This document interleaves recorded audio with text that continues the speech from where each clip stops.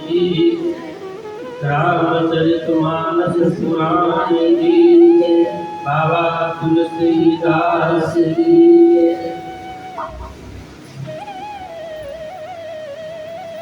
कल कथा में जनकपुर में भगवान छोटे भाई लखन के साथ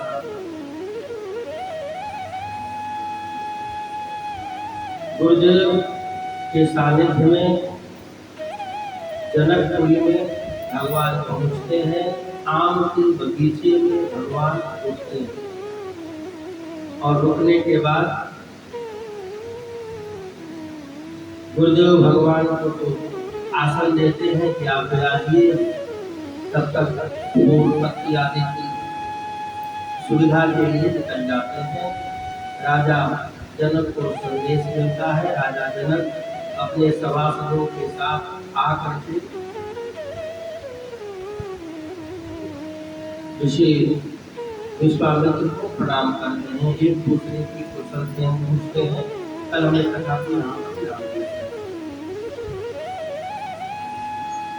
जिस समय राजा दशरथ के पुत्र दोनों राम और लक्ष्मण उस मिलन के समय वहां उपस्थित नहीं थे।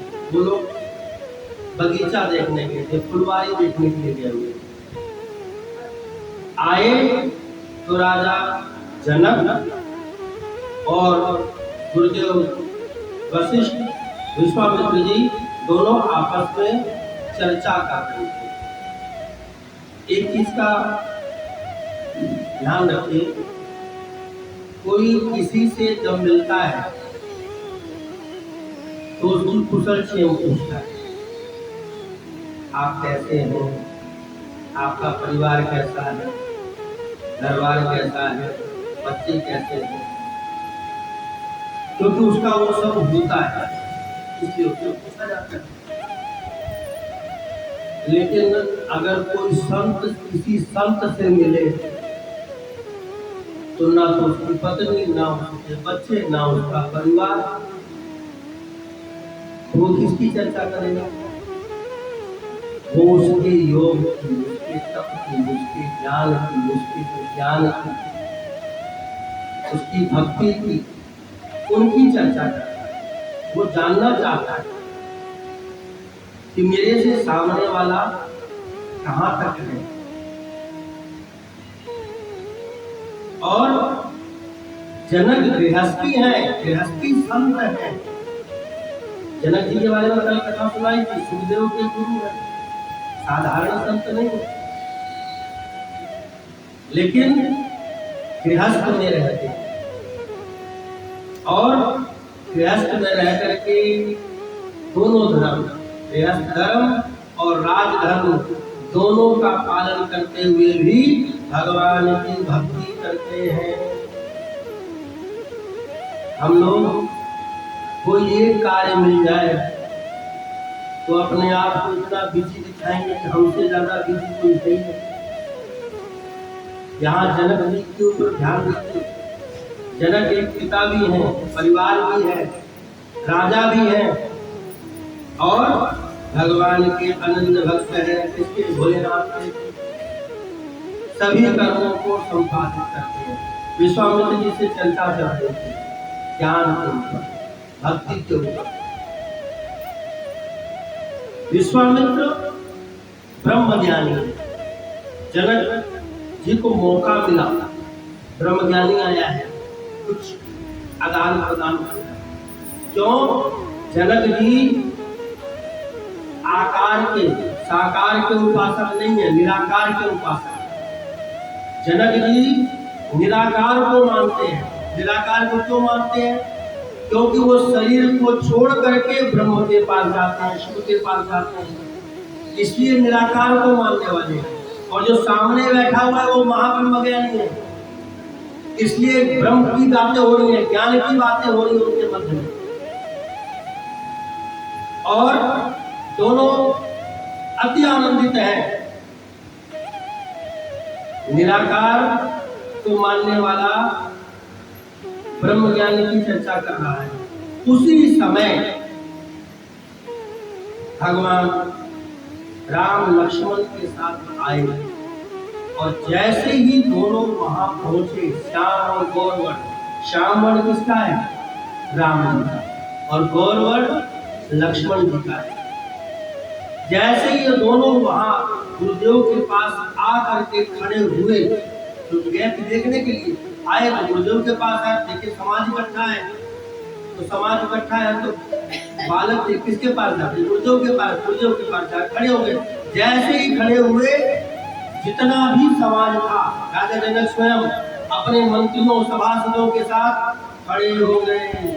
उठे सकल जब रघुपति आए, सब उठ गए, सकल सब उठ गए जब रघुपति आए। जनक जी उठ गए, सभा के साथ वो भी उठ गए। बाद में विचार करते मैं खड़ा क्यों? राजा है, और दोनों दृष्टि, तत्व की दृष्टि में और सांसारिक दृष्टि में, दोनों दृष्टियों में जनक जी श्रेष्ठ हैं। राजा भी है, और अगर तत्व की दृष्टि देखें, भविष्य देखें, तो भी पिता समान। लेकिन चर्चा छोड़ दी, खड़े हो गए, और खड़े होने के बाद विश्वामित्र जी की पहले दोनों को बड़े ध्यान से देखा, बहुत ध्यान से। अब आप सोचिए, थोड़ी देर पहले मैं आपसे कह रहा था निराकार की उपासना, ब्रह्म को मानते हैं, आकार को नहीं मानते, मूर्ति नहीं मानते। लेकिन निराकार के उपासक होते हुए भी जब साकार सामने आया तो निराकार भूल गए। मन जो है निराकार से उठ करके साकार में आ गया। और तुलसीदास जी तो व्याख्या करते हैं कि जनक निराकार ही नहीं है, वैरागी भी है। देखिए वैराग कब होता है? पहले राग होता है। राग मतलब किसी से प्रेम, ईश्वर से आपका प्रेम, वो आपका राग है। फिर अनुराग होता है।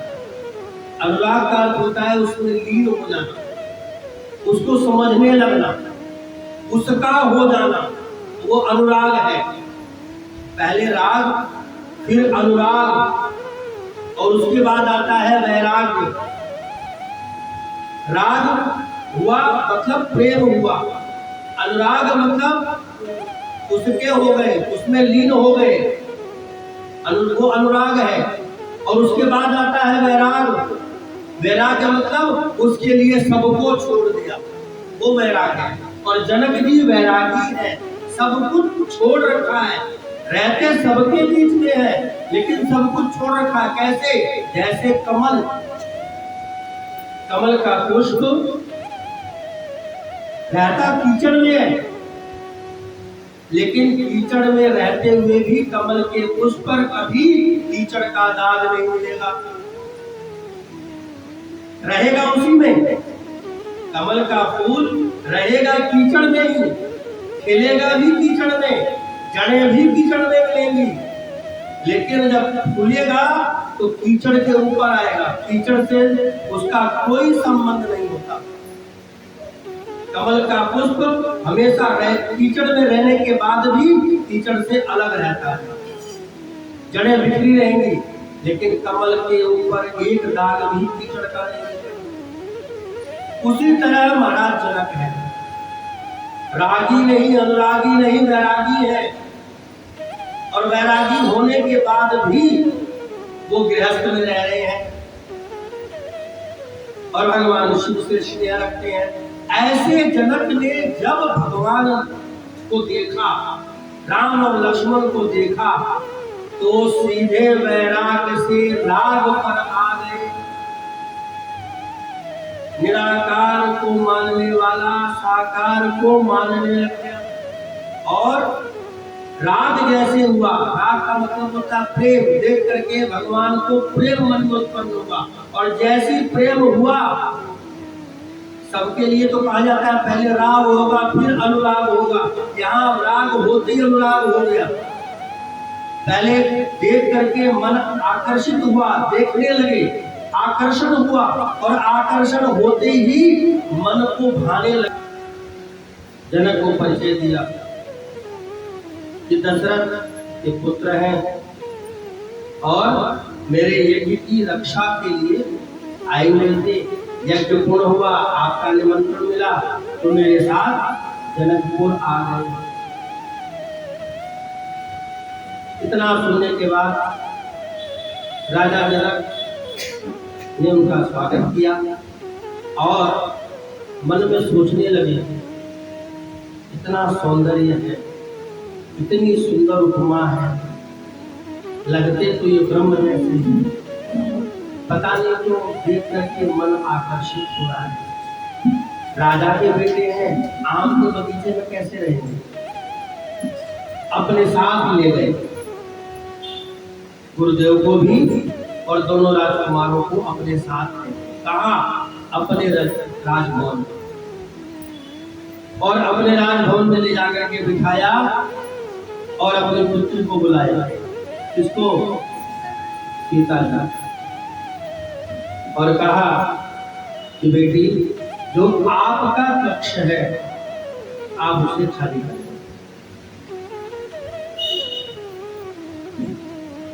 सीता जी ने पूछा, पिताजी क्यों? बोले मेरे विशिष्ट अतिथि आए, मुझे उनको उसमें रोकना है, आप अपना कक्ष खाली कीजिए। सीता जी ने पूछा, मैं कहाँ रहूंगी? जनक ने कहा, आप मेरे कक्ष में रहिए।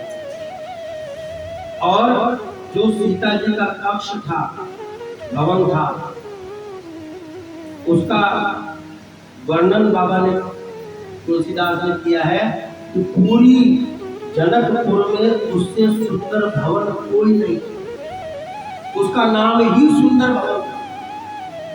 वो भवन इतना सुंदर था कि उसका नाम ही सुंदर भवन पड़ गया। गुरुदेव, विश्वामित्र, राम और लक्ष्मण, इन तीनों को जनक जी ने अपनी बेटी के कक्ष में ठहराया, भवन में ठहराया, और सारी व्यवस्था, हर चीज की सब तरह से पूर्ण व्यवस्था करी। और व्यवस्था करने के बाद विश्वामित्र जी को प्रणाम किया और कहा कि प्रभु, कोई भी वस्तु की आवश्यकता हो तो नौकर चाकर दरवाजे पर है, तुरंत आदेश कीजिएगा, आदेश का तुरंत पालन हो। राजभवन में उनको विश्राम किया। विश्वामित्र जी मन में सोचे, चलो बहुत अच्छा हुआ जो आम के बगीचे में रुका। अगर सीधे राजभवन में गया होता तो जो वहाँ अतिथि लोग ठहराएगा ये वही ठहराएगा। भला हो राम जी की सुंदरता का कुछ तो फायदा होगा। सीधे राजभवन में प्रवेश करने का आनंद ही आता।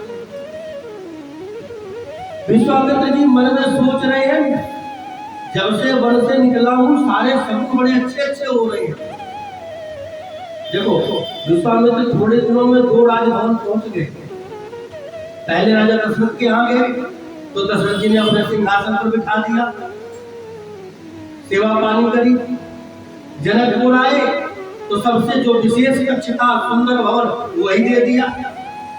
तो विश्वामित्र मन इतना आनंदित है कि जब से भगवान मिले हैं, राम जी जब से मिले हैं, तब से वैभव सुख की वृद्धि ज्यादा हो रही है, आनंद ज्यादा प्राप्त हो रहा है।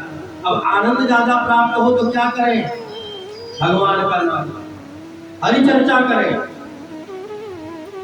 सुख हो दुख हो भगवान की चर्चा, अत्यंत दुख हो तब भी भगवान की चर्चा, और अत्यंत सुख की प्राप्ति होने लगे तो वो सुख कहीं नुकसानदायक ना हो जाए, इसलिए भगवत चर्चा, भगवान की चर्चा करते रहते हैं। क्यों?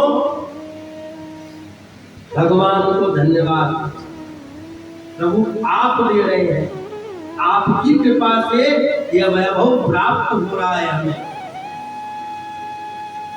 शाम हो गई, संध्या वंदन किया, भोजन पानी हुआ, अब तो राशि शुभ था, राजा के नौकर सारी व्यवस्था कर रहे थे, किसी चीज की कमी नहीं। संध्या काल हो गई, संध्या वंदन हो गया, भोजन हो गया।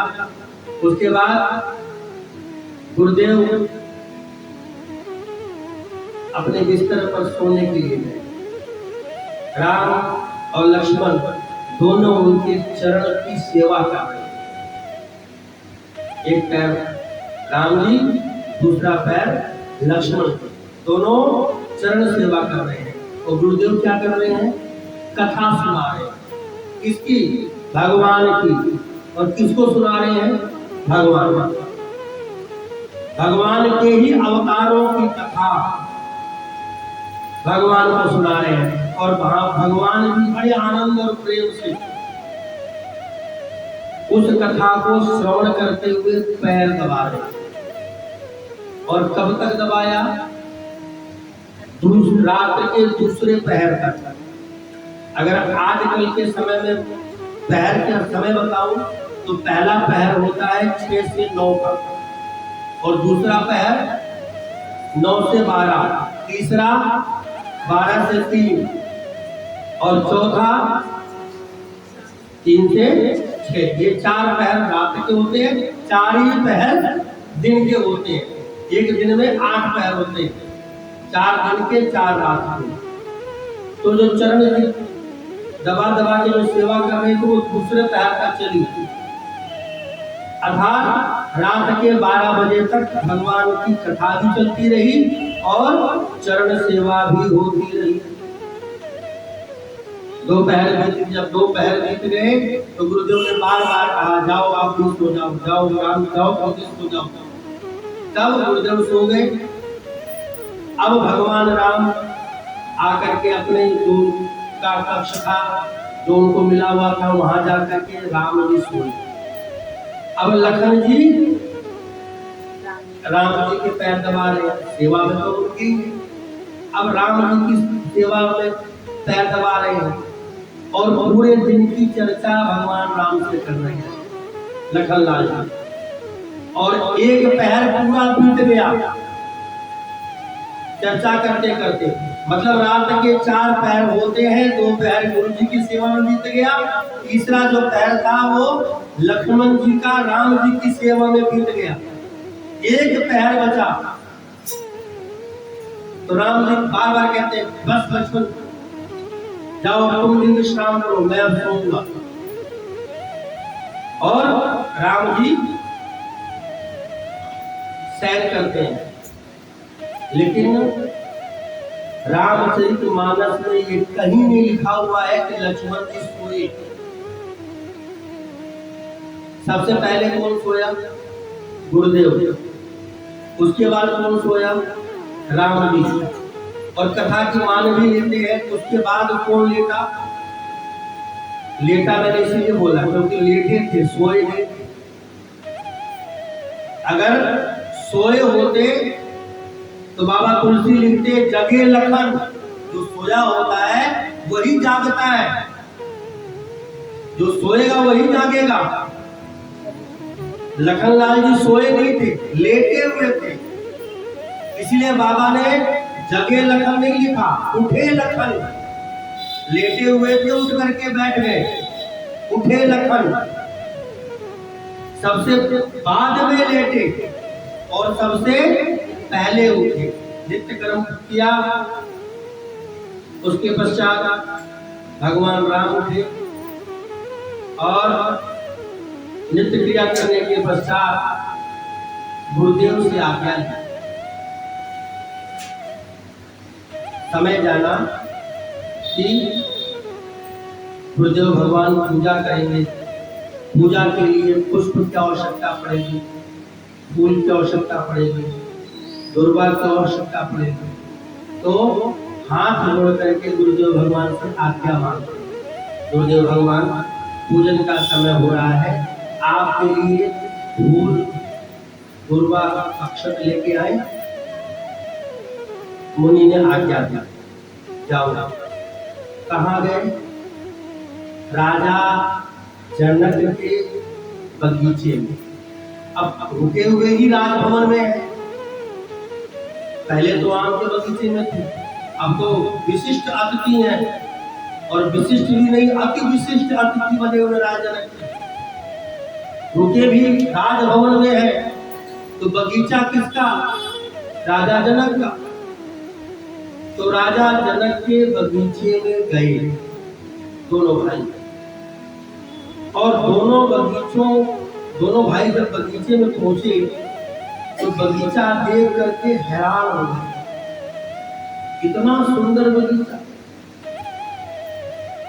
बाबा तुलसी तो वर्णन करते हैं कि अमरावती से इंद्र भी राजा जनक के बगीचे को देख करके ईर्ष्या करता था।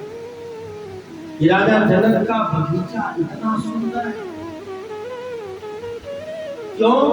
उसमें जो विटप थे, विटप कहते हैं पेड़ को, वो सब के सब मनोहारी थे। मनोहारी का मतलब जानते हैं? जो मन को हरण कर ले। कई बार कोई पौधा, कोई फूल आप देखो तो मन उस पर आ जाता है, इतना सुंदर है, मन करता है बार बार उसको देखने। तो ऐसे सुंदर बगीचे को जब भगवान ने देखा तो बड़े आनंदित हुए, इतना सुंदर बगीचा। और बगीचे के बिल्कुल मध्य में मणियों से बने हुए सोपान थे, उसके नीचे एक सरोवर के बगल में माँ जगदम्बा का मंदिर, माँ पार्वती का मंदिर। भगवान पहुंचे, वहां पहुंच करके चारों तरफ देख रहे,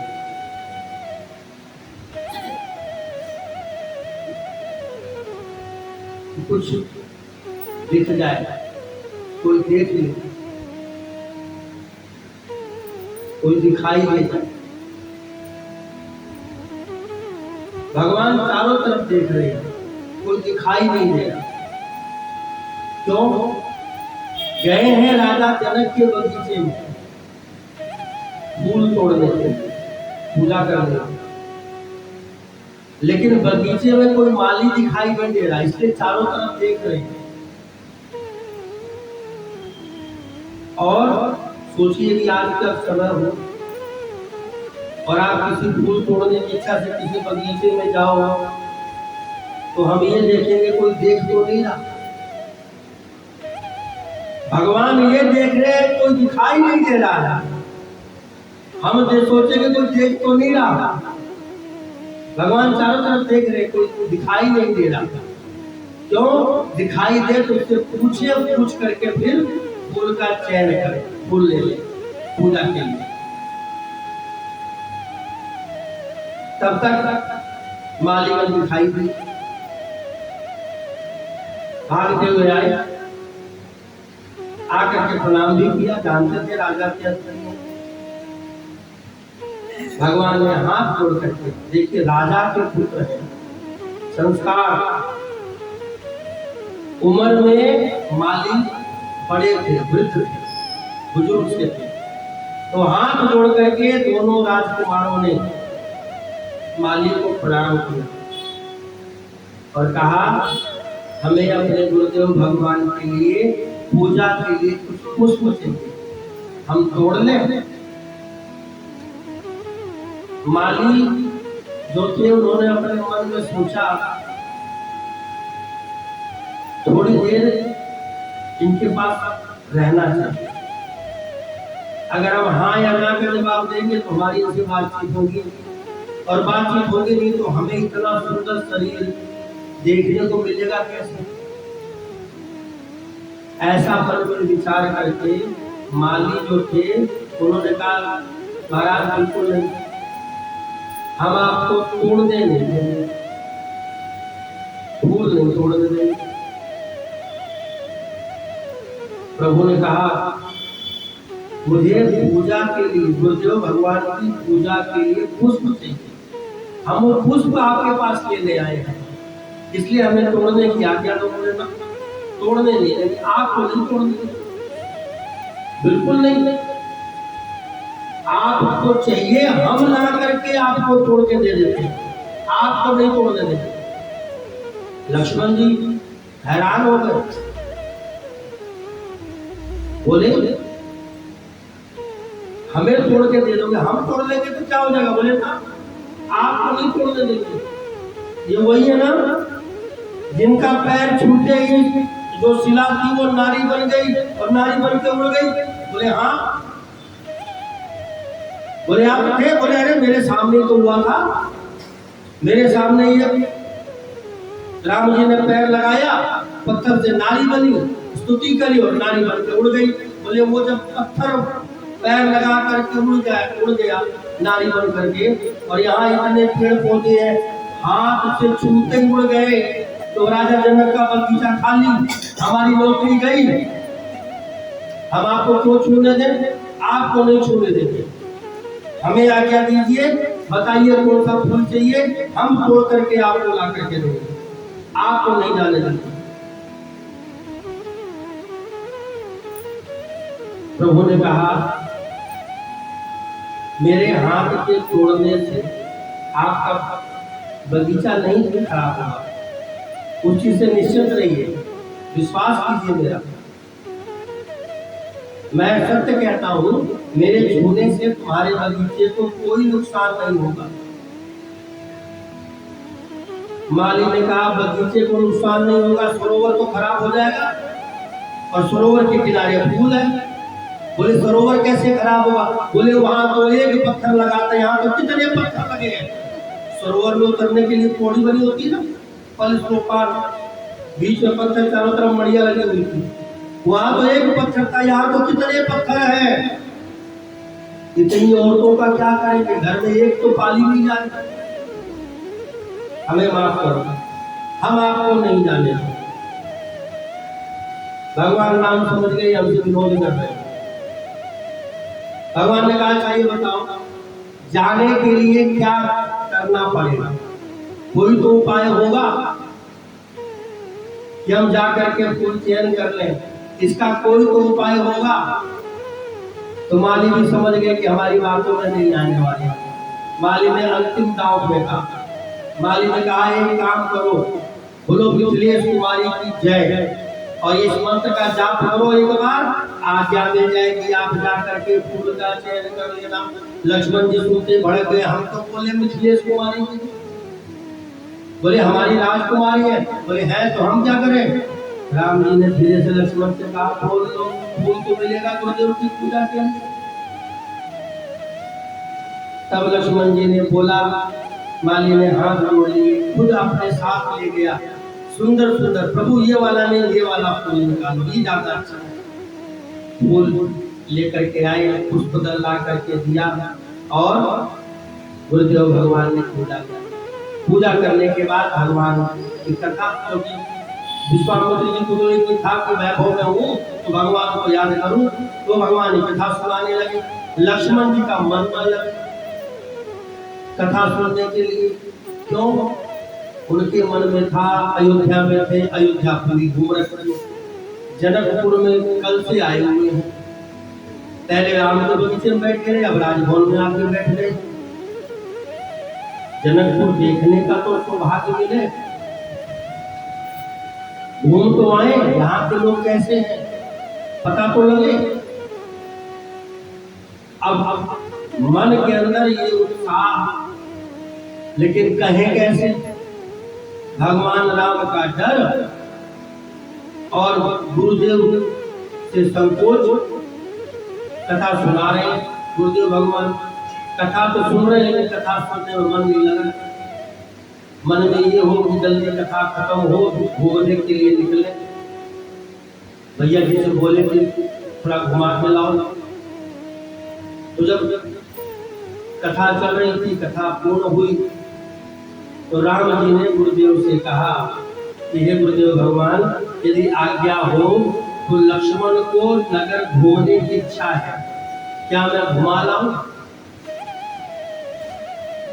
अब आप यहाँ पर एक बात सोचो, लक्ष्मण जी पहली बार आए थे तो राम जी क्या दूसरी बार आए थे? वो भी तो पहली बार आए थे, उनको क्या पता है कि कौन सी गलियां कहाँ जा रही है? कौन सा राजभवन का मार्ग है? विश्वामित्र जी समझ गए इनको नगर नहीं देखना है, नगर वासियों को दर्शन देना है, उसके लिए आए हुए हैं।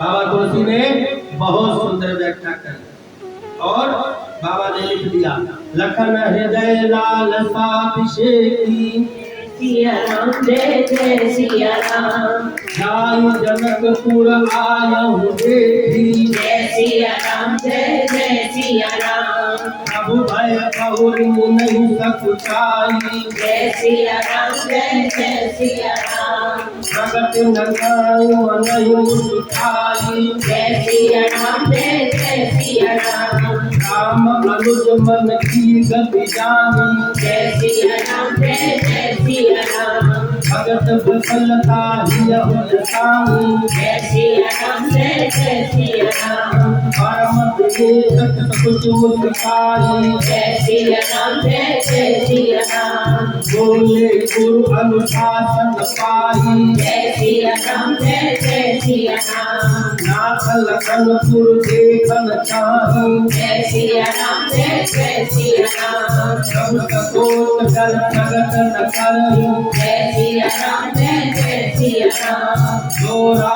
उर भायस मैं पाऊं, जय सिया राम जय जय सिया राम, नगर दिखाई तुरंत ले आऊं, जय सिया राम जय जय सिया राम, सुनेत कहतन प्रीति, जय सिया राम जय जय सिया राम, सतन राम तुम राखौ नीति, जय सिया राम जय जय सिया राम, धर्म से पालक तुम ताता, जय सिया राम जय जय सिया राम, प्रेम भक्त सेवक सुख दाता, जय सिया राम जय जय सिया राम, लखन हृदय लालसा देखी, जय सिया राम जय जय सिया राम, जाई जनकपुर आयहु देखी, जय सिया राम जय जय सिया राम, जय सिया राम जय जय सिया राम, जय सिया राम जय जय सिया राम, जय सिया राम जय जय सिया राम। जय सिया राम जय जय सिया राम। गुरुदेव विश्वामित्र ने ये जान लिया कि राम जी नगर वासियों को देखना नहीं, अपना दर्शन देना चाहते हैं। और राम जी ने लखन के मन की बात जान ली कि इनको नगर घूमने की इच्छा है। तो विश्वामित्र जी क्या कहते हैं भगवान राम से, ये नहीं कहते जाओ नगर दिखा के आओ, क्योंकि उनको भी पता है कि इनको जनकपुर के बारे में क्या मालूम है, ये भी तो मेरे साथ पहली बार आए। तो गुरुदेव भगवान राम से कहते हैं, जाए देखी आवहु नगर सुख निधान दो भाई, जाओ दोनों भाई नगर को देख करके आओ, लेकिन क्या करो, करहु सुफल सबके नयन सुंदर बदन देखा। जितने नगरवासी हैं उनके नयनों को सुफल कर लो, अपना सुंदर स्वरूप दिखा करके, तुम्हारे स्वरूप को देख करके जो जनकपुर के नर नारी हैं वह सबके सब प्रसन्न हो जाएंगे। गुरुदेव भगवान ने आज्ञा दी, दोनों ने गुरुदेव के चरणों में प्रणाम किया और उसके बाद नगर घूमने चल पड़े, नगर देखने चल पड़े। अब नगर में तो पहली बार आए, मालूम नहीं कहाँ जाना है। राजभवन से जैसे ही बाहर निकले,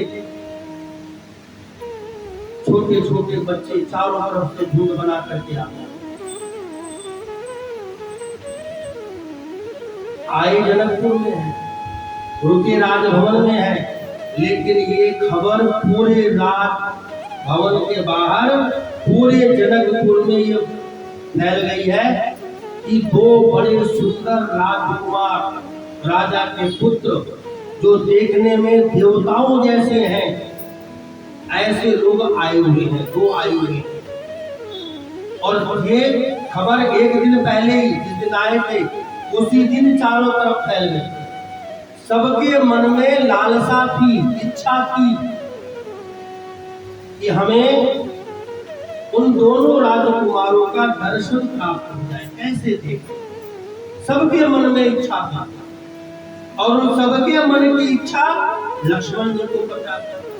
लक्ष्मण मुखी लक्ष्मण जी ने इसीलिए नगर घूमने का बहाना किया।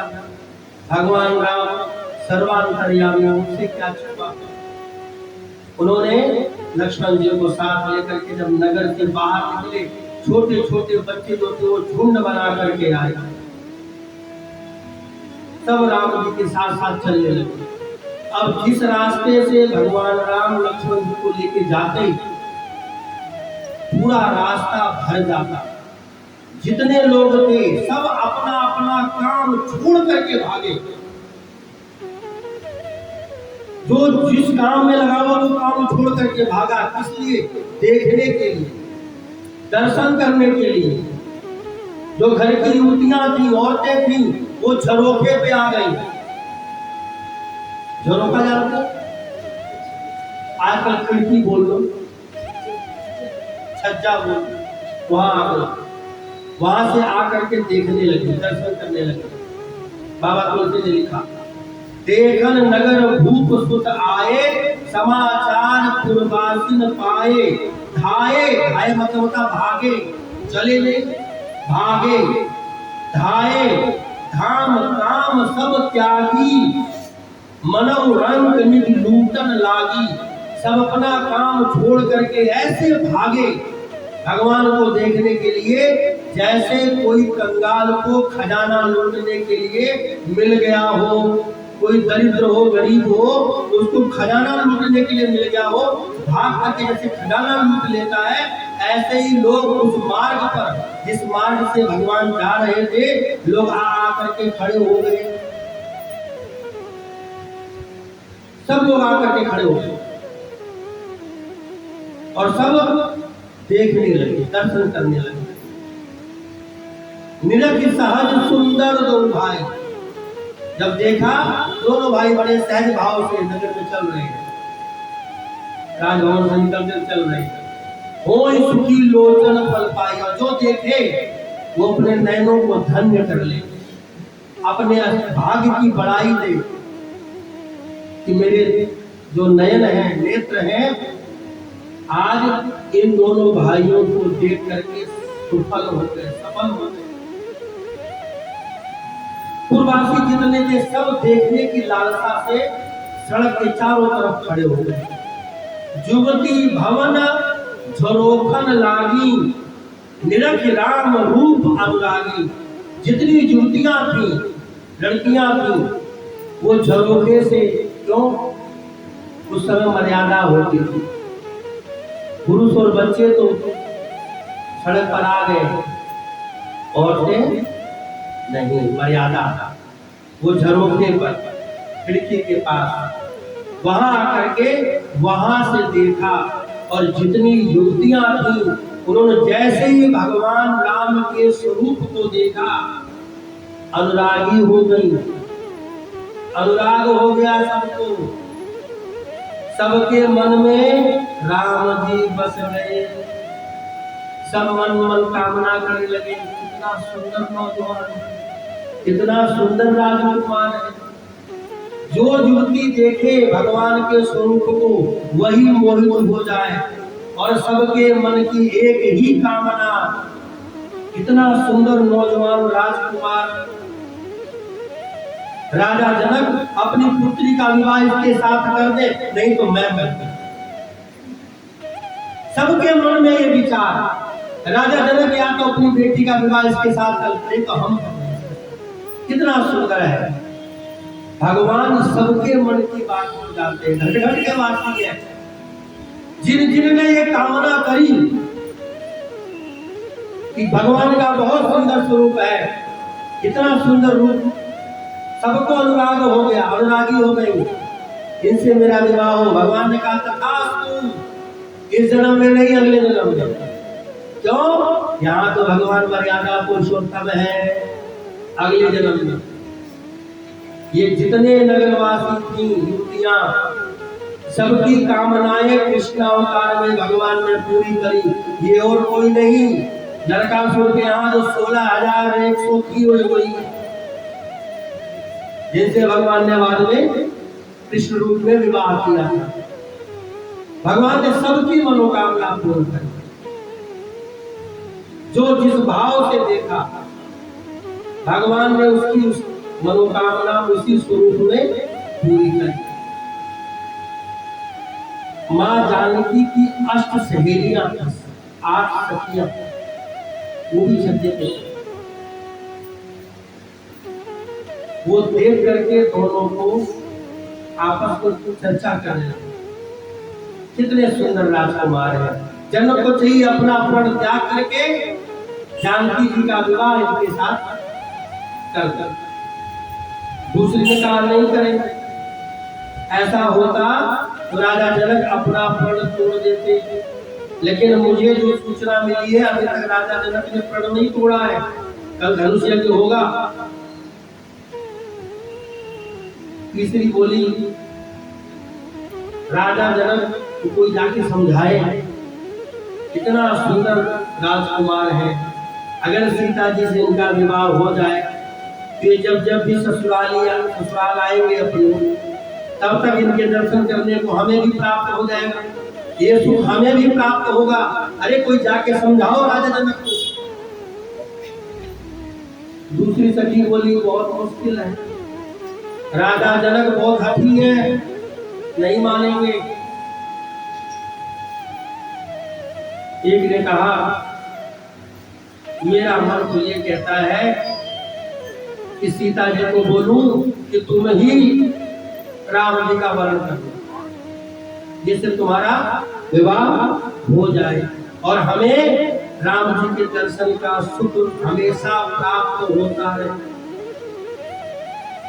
सहेलियां आपस में बात कर रही हैं, नीचे से राम जी लक्ष्मण को जा रहे हैं।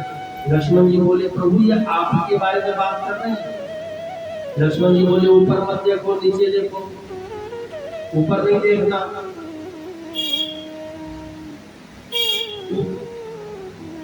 सखियां ऊपर थी, भगवान नीचे चल रहे हैं, बच्चे साथ में शोर मचाते हुए चल रहे हैं।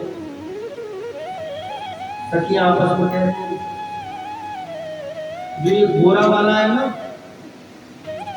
ये थोड़ा टेढ़ा लग रहा है, लेकिन जो सांवला वाला है ये बहुत सुंदर लग रहा है।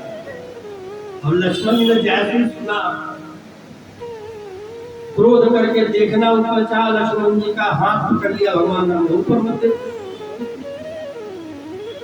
तो सखियों ने क्या किया, सुमन पुष्प, सुख का मतलब सुंदर, मन सुमन, ऊपर से सुमन की दृष्टि करी, फूल फेंका।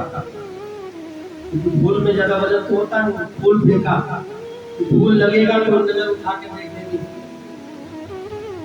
जैसे फूल फेंका लक्ष्मण जी ने कहा प्रभु अब तो फूल भी गिर रहे हैं, अब तो देख लो। राम जी ने कहा सीधे चलो, मुझे पता था तुम यह हरकत करोगे इसलिए तुम्हारे साथ आया। लक्ष्मण जी बोले प्रभु ये तो देखो ये हमारे ऊपर व्यंग कस कौन रहा है।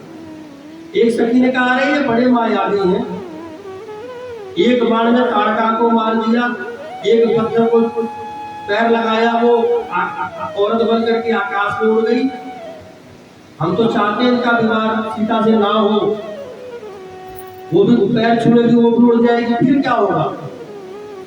अब लक्ष्मण जी से बर्दाश्त हुआ। लक्ष्मण जी बोले प्रभु अब तो देखना ही पड़ेगा, हमारे पर व्यंग कर कौन रहा है। भगवान राम ने कहा धीरे धीरे शांति से चलते रहो, और चल नहीं रहे हैं वहीं घूम रहे हैं। एक सखी ने कहा नहीं मेरा मन तो ये कहता है कि कल धनुष यज्ञ में राम जी के गले में सीता जी जानकी जी जयमाला पहनाएगी। तो जितनी सखियां थी सब बोली ऐसा हो जाए तो कितना अच्छा है। लक्ष्मण जी बोले प्रभु अब तो आपके विवाह की चर्चा भी हो गई, अब तो देख लो।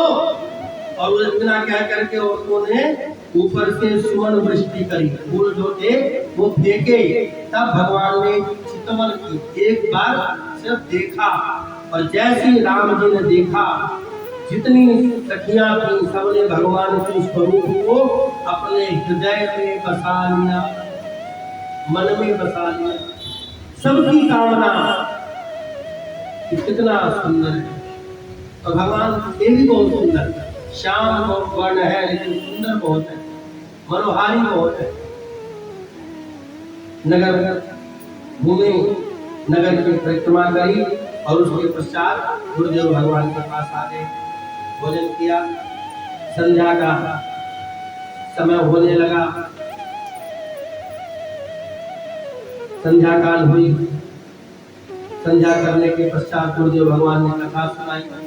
अगले दिन सुबह पुनः गए पुष्प लेने के लिए। अब तो माली से जान पहचान हो गई। जिस समय ये पहुंचे हैं पुष्प लेने के लिए, उसी समय माँ जानकी भी सखियों के साथ माँ पार्वती की पूजा करने के लिए आई है वहां उस आज जब भगवान पहुंचे वहां पर, तो उस बगीचे में 5 पक्षी आए। बगीचे के अंदर 5 पक्षी आकर के बैठे। उन 5 जो पक्षी आकर के बैठे, उनमें से 4 पक्षी तो एक जगह बैठे और वो आपस में बातें करने लगे, वार्तालाप। और जो एक पक्षी अकेला था वो नृत्य करने लगा, नाचने लगा। भगवान भोलेनाथ मां पार्वती से कहते हैं कि हे देवी, जो ये 4 पक्षी आए थे, ये 4 पक्षी नहीं थे, ये देवता लोग थे, संत लोग थे, जो भगवान का दर्शन करने के लिए अलग अलग रूप में वहां पर पहुंचे हुए थे, देखने के लिए, दर्शन करने के लिए। पक्षी कौन से थे? 4 पक्षी एक साथ आपस में वार्तालाप करते। भोलेनाथ कहते हैं, भवानी, जितने सिद्ध मुनि योगी जितने थे, ये सब के सब जहां जहां राम जी जाते थे वहां वहां सब पहुंच जाते थे। क्यों? ब्रह्मा जी की आज्ञा थी, जाओ जाकर के राम जी की सेवा करना। तो पशु पक्षी वन उपवन वाटिका बगीचा जो भी जहां भगवान जाते वहां ये पहले ही पहुंच जाया करते, जाकर के वहां निवास करते रहते, भगवान आएंगे उनकी प्रतीक्षा करते। जो 4 पक्षी बताए, बोले 4 पक्षी नहीं, ये भक्ति के 4 रूप है। भक्त के 4 रूप बताए। पहला भक्त कौन? जो दुखी भक्त है, जो दुखी होगा, परेशान होगा, भगवान को याद करेगा।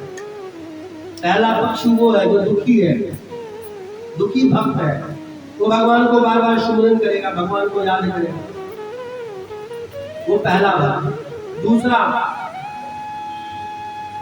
जो गरीब है, दरिद्र है, धन का कामी है, उसको धन की आवश्यकता है, वो भगवान के आगे नतमस्तक होगा, प्रभु मेरा ये काम बन जाए, मेरा ये कार्य हो जाए। ये भक्तों के लक्षण है।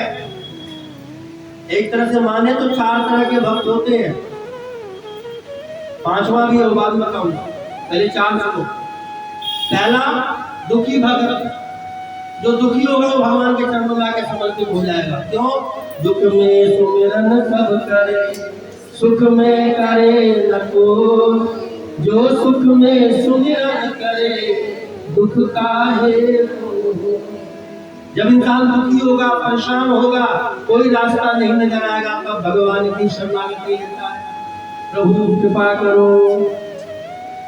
पहला दुखी। दूसरा निर्धन, क्यों? अब युग की दुनिया है, बिना धन के कोई कार्य नहीं होगा। कुछ भी करना हो, सब कुछ छोड़ो, भगवान की पूजा भी करनी है तो धन चाहिए, बिना धन के संभव नहीं। हर कोई भी वस्तु लानी है तो धन चाहिए। अब निर्धन के पास धन कहाँ से आए?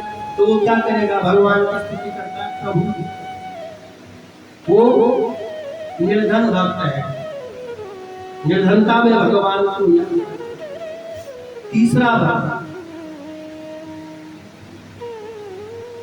तीसरा भक्त वो है जो भगवान को जानना चाहता है, भगवान को समझना चाहता है, भगवान के प्रति निष्ठा रखता है, वो भगवान से प्रेम करता है कि प्रभु मैं आपको समझ पाऊं, आपको जान पाऊं, आपकी पूजा की विधि मुझे पता लग जाए।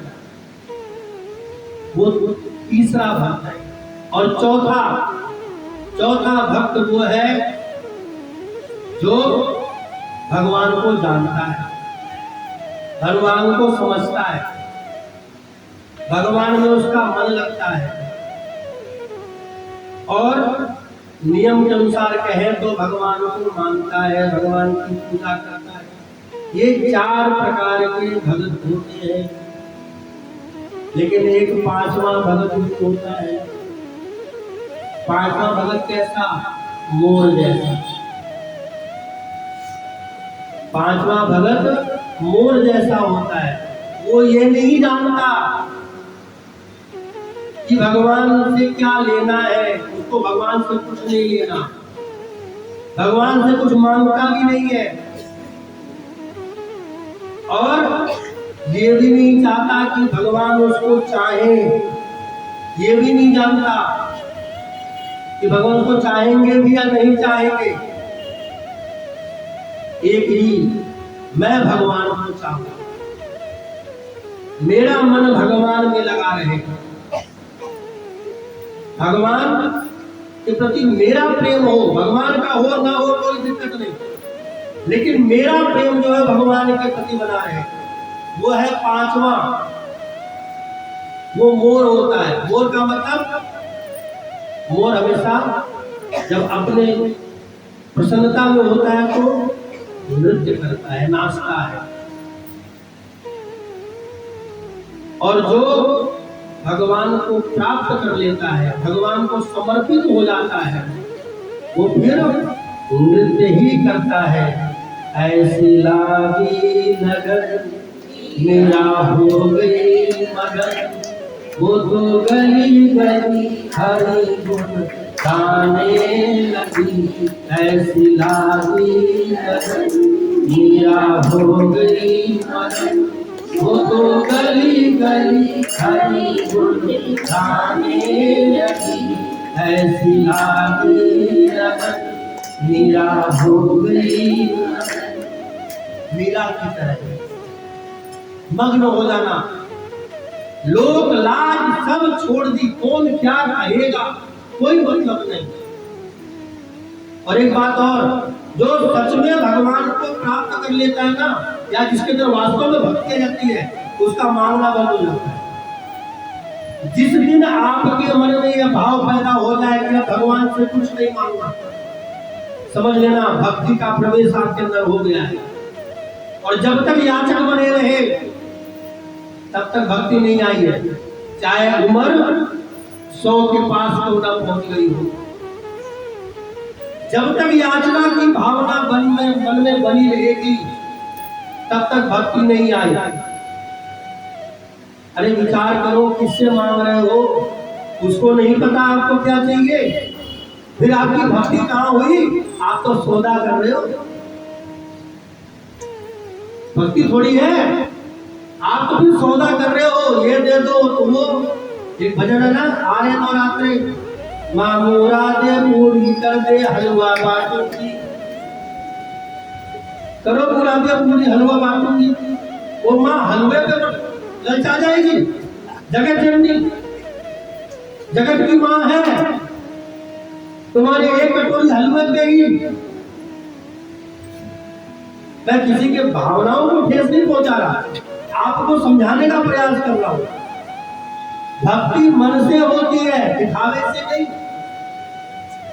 पांचवा, और ये मैं अपने मन से नहीं करा, बाबा तुलसी ने लिखा है, अभी वो चौपाई भी सुनाऊंगा, जिसमें मोर का भी दिखाया है, 4 पक्षियों का भी है, तोता भी है उसमें, तीर बोलते हैं तोते को, चातक, कोकिला, कोयल, वो 4 पक्षी, 4 भगत बताए हैं। 5वां मोर है। मोर बनो जीवन में सब कुछ अब सौंप दिया, इस जीवन का सब भार तुम्हारे हाथों में, सब भार तुम्हारे हाथों में है, जीत तुम्हारे हाथों में और हार तुम्हारे हाथों में और हार तुम्हारे हाथों में। ये 5वें भक्त का लक्षण है। छोड़ दो, सौंप दो, और अंत में सौंपना ही पड़ता है। अब आप खुद सोचो, जो पहले लक्षण बताया था दुखी वाले का, जब दुखी हो गया, परेशान हो गया, कुछ नहीं कर पाया, तब गया ना भगवान की शरण में। मतलब परेशान होके भी तो जाओगे ना, तो पहले ही चले जाओ, पहले ही सौंप दो।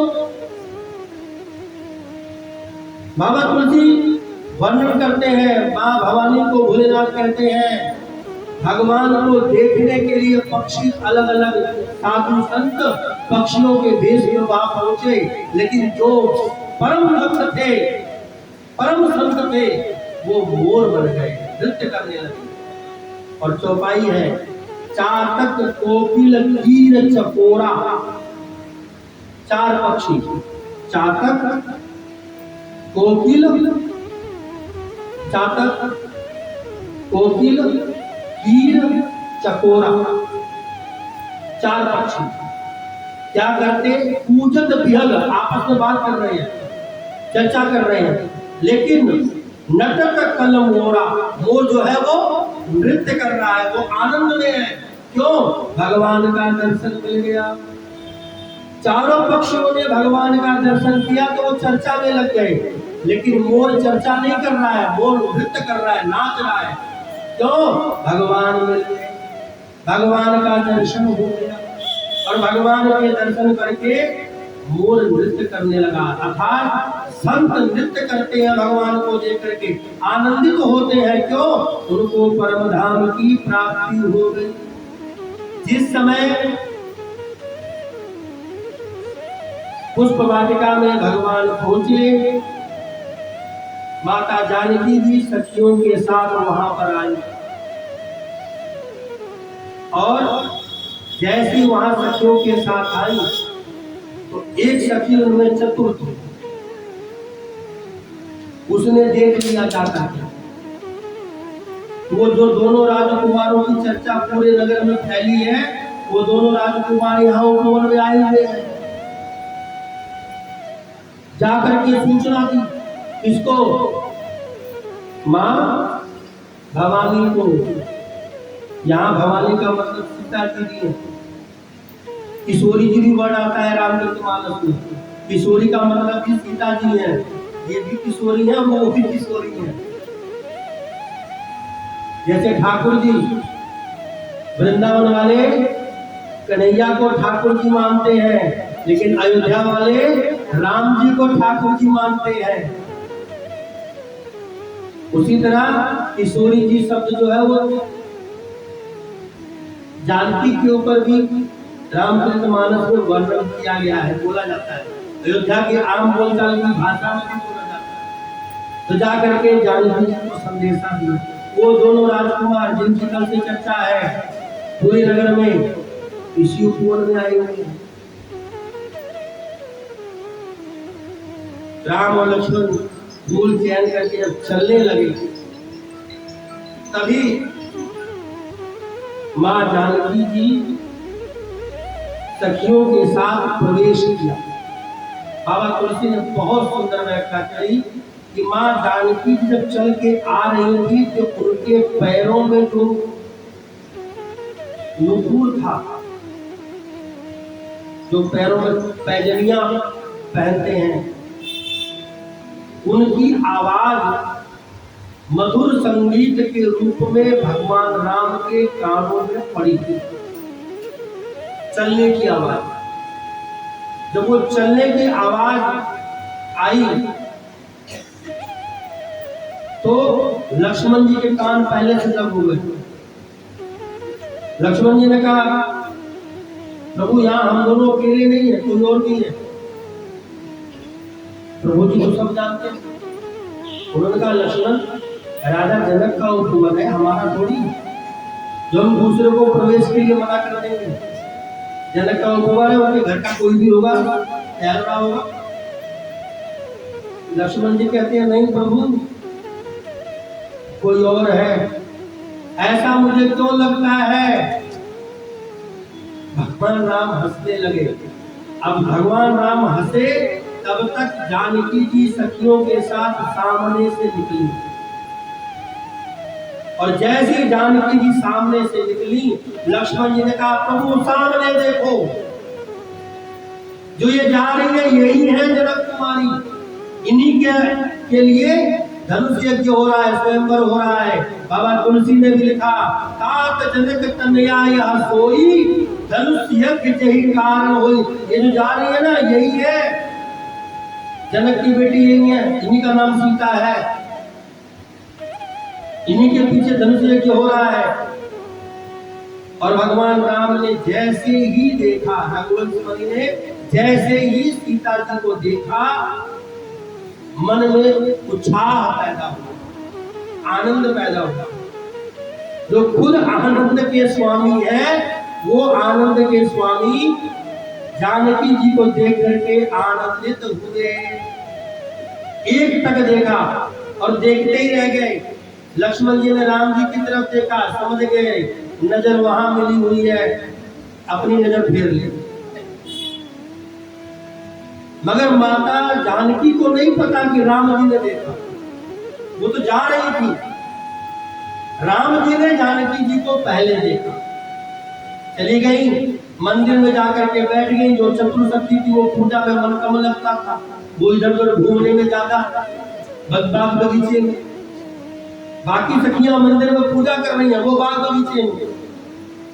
उसने देखा, अच्छा ये तो है, जाकर के सूचना दी और बोला चलो देख करके आते हैं। कल ये नगर में घूमने गए थे, हमने सच्चे से देखा है, तुमने तो देखा नहीं। माता जानकी नहीं जाना चाह रही थी, वो पूजा में बैठे, लेकिन सखियां जबरदस्ती पकड़ करके ले गई। चलो हम आपको दिखाते हैं, आप हमारे साथ चलो। हाथ पकड़ा और पकड़ करके ले गई उपवन के अंदर। जिस समय उपवन में पहुंची, भगवान राम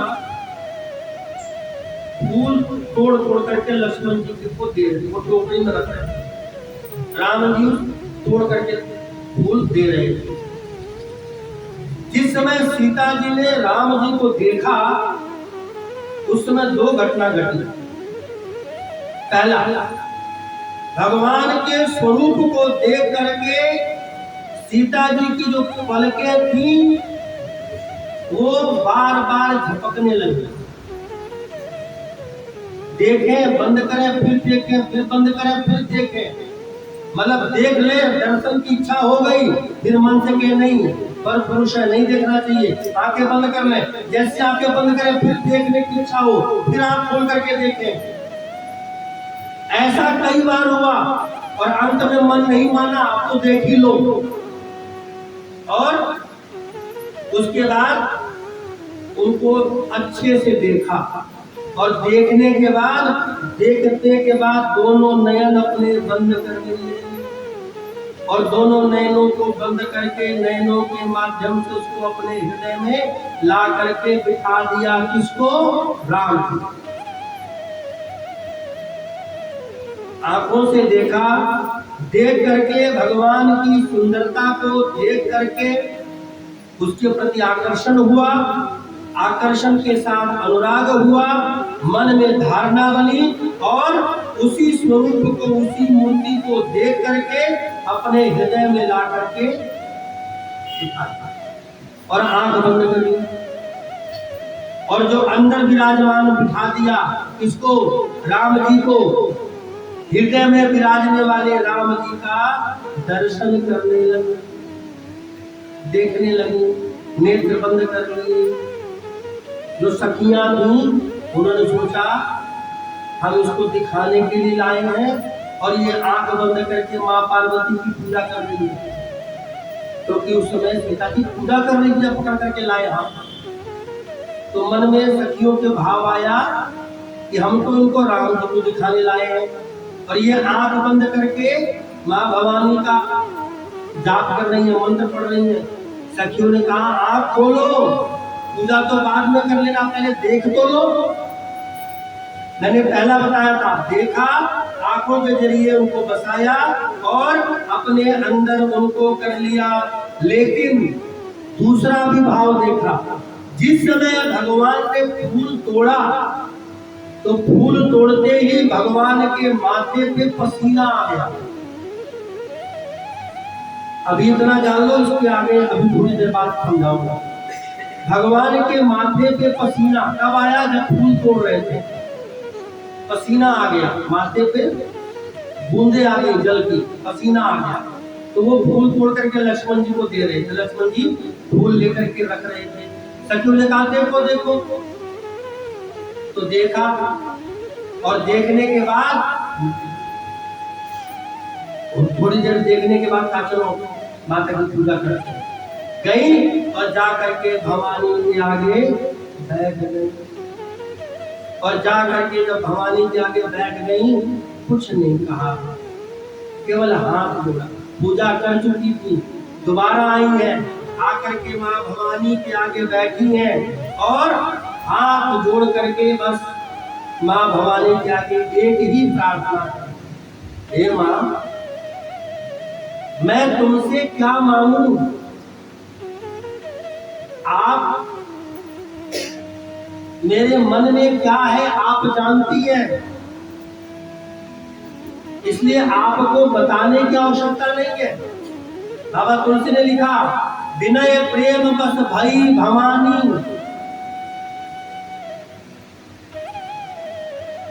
भगवान को देखते ही मन में प्रेम जागृत हो गया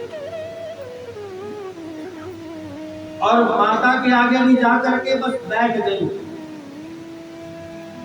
प्रार्थना करी।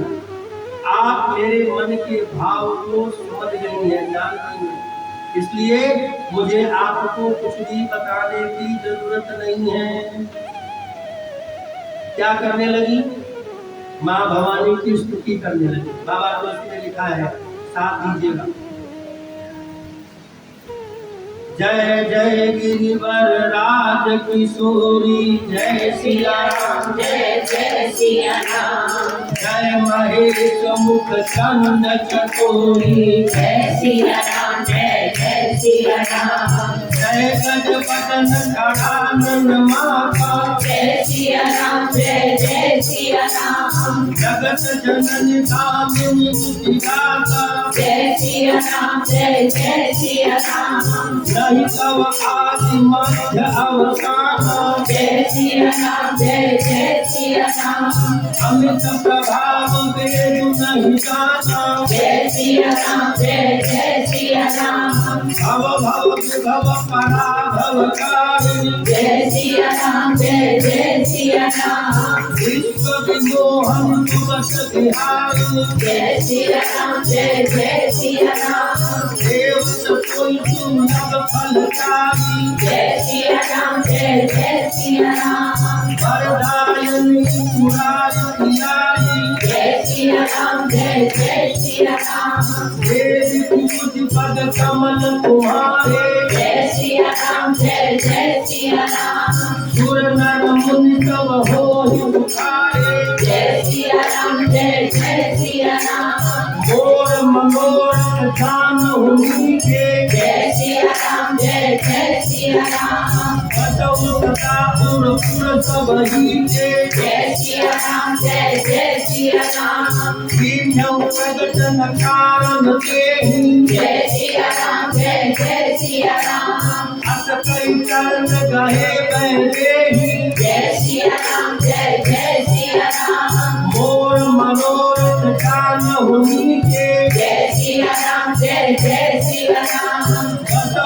मैया और फूल सब ही के। जय सिया राम जय जय सिया राम। जय सिया राम जय जय सिया राम। जय सिया राम जय जय सिया राम। जय सिया राम जय जय सिया राम। जय सिया राम जय जय सिया राम। माता जानकी जा करके माता के चरणों में बैठ गई और मां भवानी से कुछ नहीं कहा, स्तुति करी। गजबदन खड़ानन माता, गजबदन कौन? गणेश जी। खड़ानन 6 मुख वाले, कार्तिक की माता, दोनों पुत्रों की माता है मां भवानी, मेरी विनती सुनो। और फिर कहती है मोर मनोरथ जानहु नीके। मेरे मन का जो मनोरथ है आपको पता है, आप उसको पूरा करो। क्यों? देवी पूज पद कमल तुम्हारे, सुर नर मुनि सब हो ही सुखारे। हे देवी, मैं जानती हूँ जो कोई आपके चरणों का आश्रय ले लेता है, आप उसकी सकल मनोकामनाओं को पूरी कर देती हैं।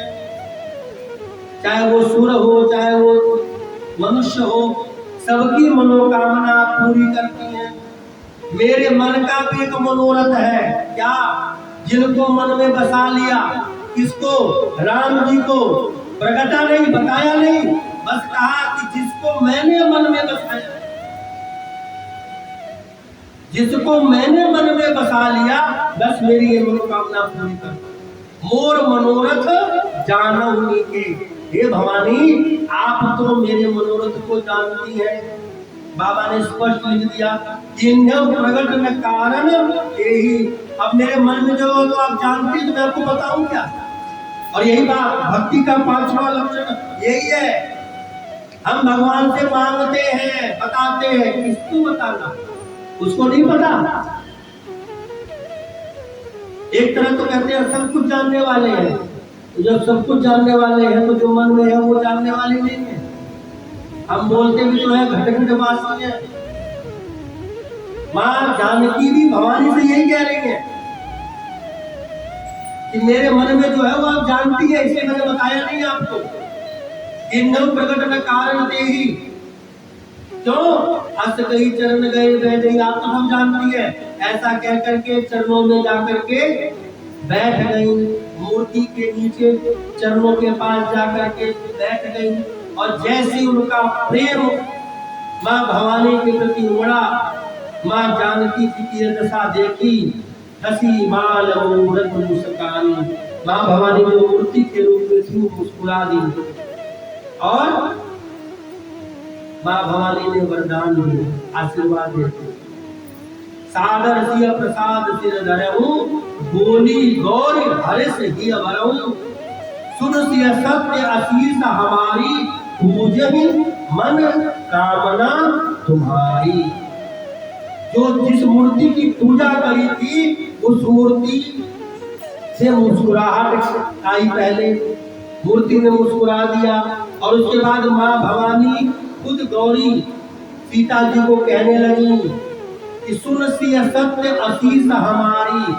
हे सीता जी सुनो, मैं आशीष देती हूँ, सत्य बात कहती हूँ। पूजा ही मन कामना तुम्हारी, जो तुमने पूजा करी है वो जिस कामना से तुम्हारी मनोकामना पूर्ण है। जो तुमने कामना करके मेरी पूजा करी है वो तुम्हारी मनोकामना पूर्ण है। मतलब जिसको मन में बसाया है उन्हीं से तुम्हारा विवाह होगा। नारद वचन सदा सुचि साचा, सो वर मिलहि जाहि मनु राजा। जिसको मन में बिठा लिया उसी से तुम्हारा विवाह होगा। और जैसे ही वरदान दिया, माता के गले में एक माला थी, देवमूर्ति गले में, वो माला टूटी और मां जानकी के ऊपर गिर गई।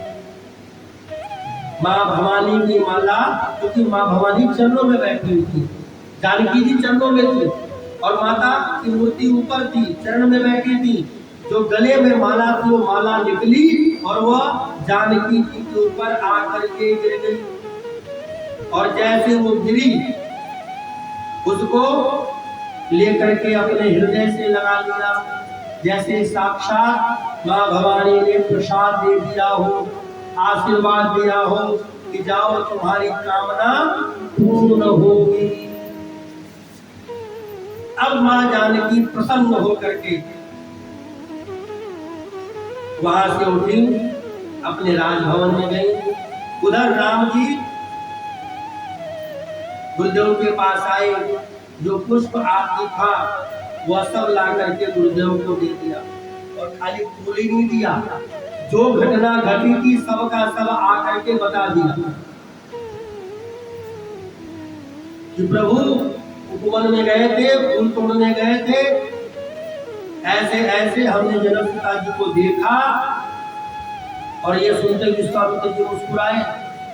राम जी ने स्पष्ट कह दिया, प्रभु जैसे उनको देखा मन में उत्साह पैदा हुआ।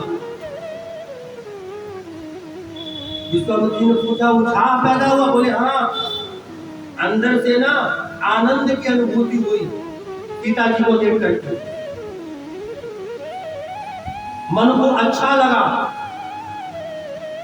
कोई पर्दा नहीं रखा गुरुदेव भगवान का, जो मन में था, जो अनुभव किया था, वो सब आकर के गुरुदेव को बता दिया। बाबा तुलसी ने लिख भी दिया, राम कहा सब कौशुक पाई, सरल स्वभाव छुवत छल नाही।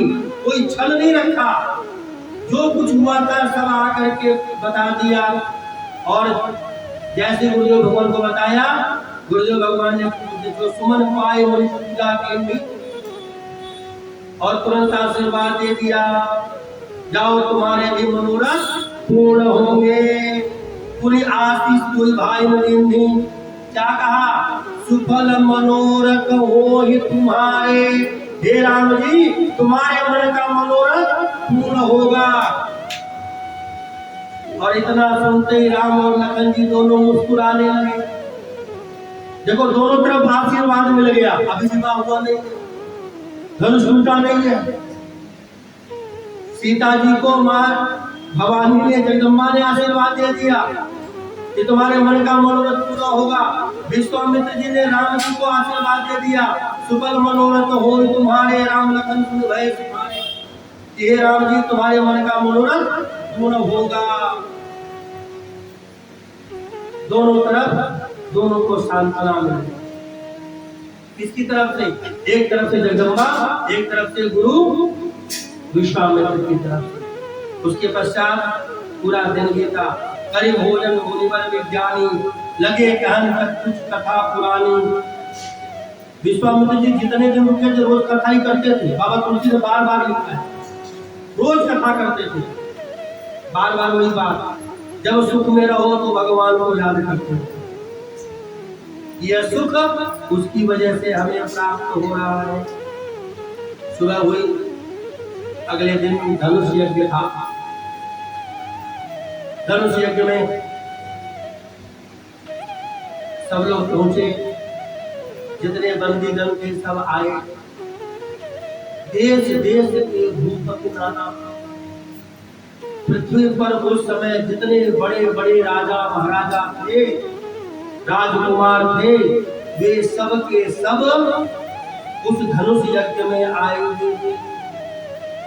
और राजा जनक जी ने सबके बैठने के लिए उसी हिसाब से उत्तम व्यवस्था कर रखी, जो जैसा जिसका जैसा पद उसके अनुसार सबको बिठा रखा था, सबको बिठाया था।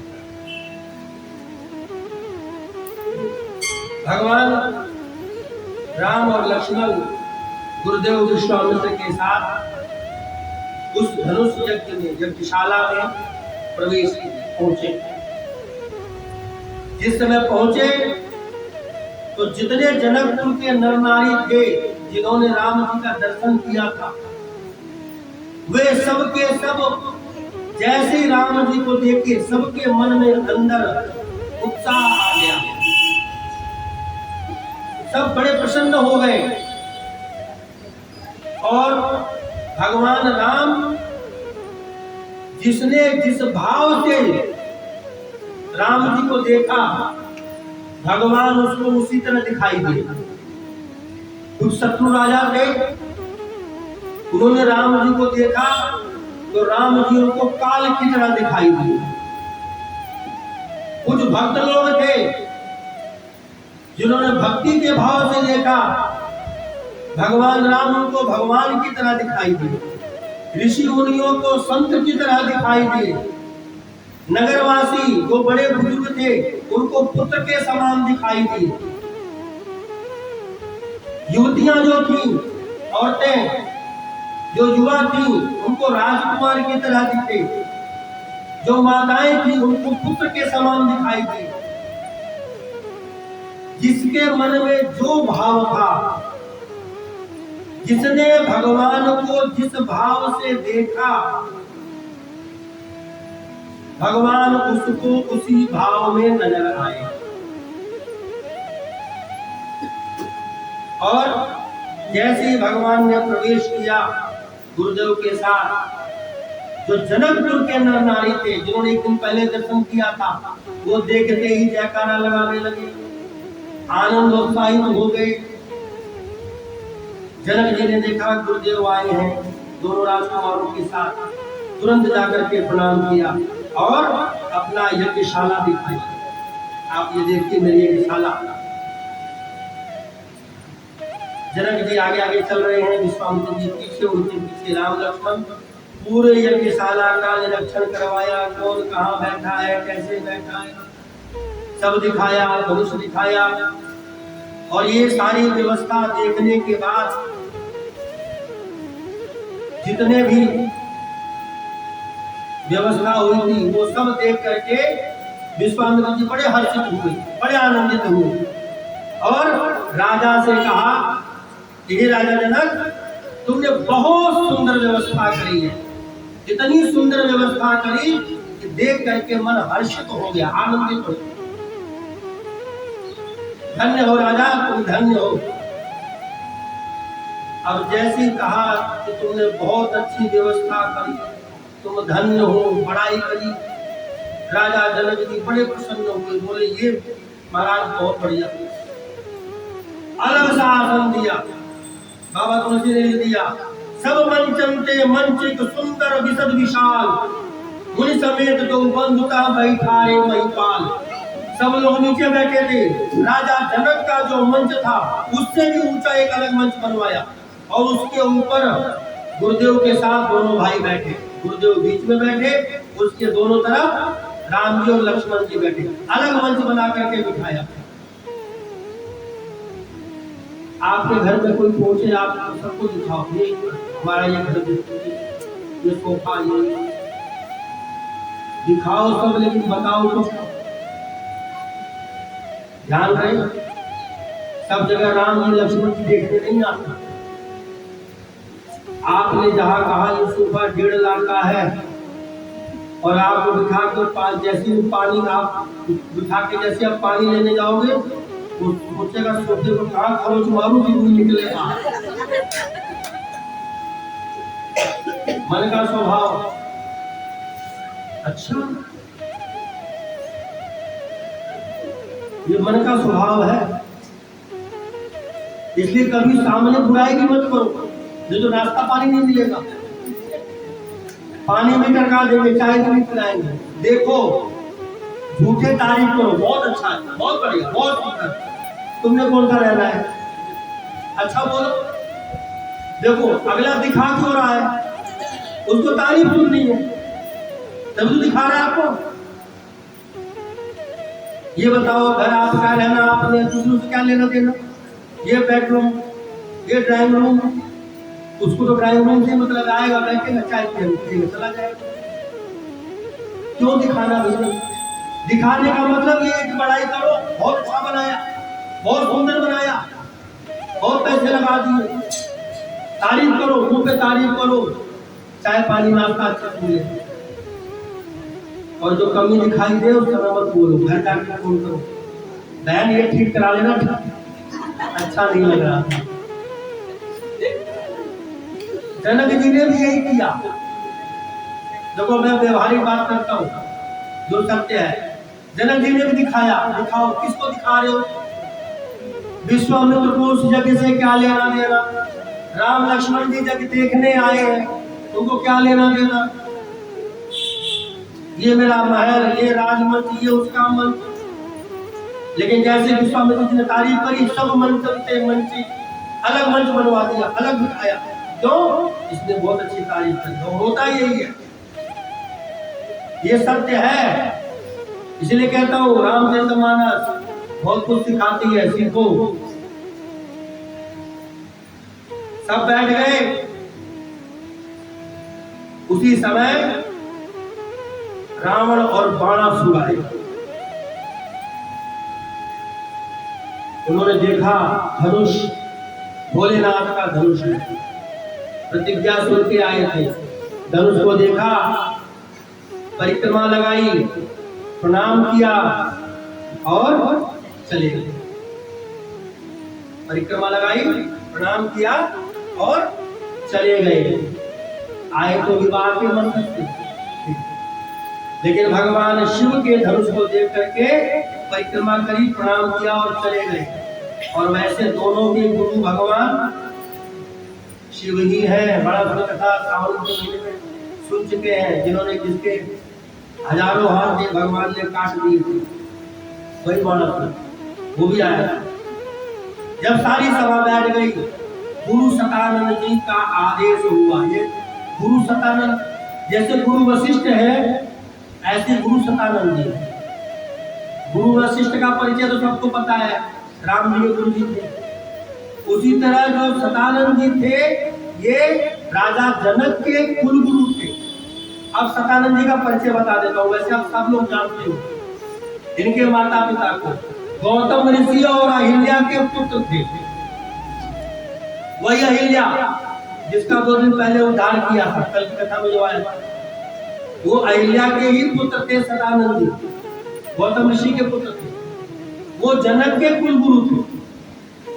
तो उनकी आज्ञा हुई, राजा जनक ने उनसे आज्ञा ली और आज्ञा लेकर के बंदी जनों को बुलवाया। बंदी जन आए और बंदी जन आकर के वृंदावली गाने लगे। जनक जी की प्रतिज्ञा सुनाई। देश देश के भूपति के, देश देश के राजाओं, राजा जनक की प्रतिज्ञा सुनो। भगवान राम और लक्ष्मण का दर्शन करके बंदी जन जो थे वे भी अति उत्साहित थे। उनके अंदर भी ये इच्छा थी कि जानकी जी का विवाह राम जी के साथ हो जाए। बंदी जन जो थे उनके मन में भी यही भाव था, बंदी जनों। तो बंदी जन आए। राजा जनक की प्रतिज्ञा थी क्या कि जो धनुष को उठा लेगा, प्रत्यंचा चढ़ा देगा, उसके साथ सीता जी का विवाह करूंगा। ये भी जनक की प्रतिज्ञा। और जनक ने प्रतिज्ञा क्यों करी थी मालूम? भगवान शिव ने अपना धनुष राजा जनक को दिया था और जनक ने उस धनुष को अपने पूजा कक्ष में रखा हुआ था और उस पूजा कक्ष की साफ सफाई स्वयं मां जानकी किया करती। एक दिन उन्होंने देखा धनुष के नीचे कोई चीज लटकी रहे, कुछ दिन तक उसके नीचे मट्टी गंदगी हो जाती है।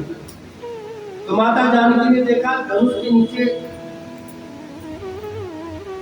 धूल मिट्टी इकट्ठी हो रही है।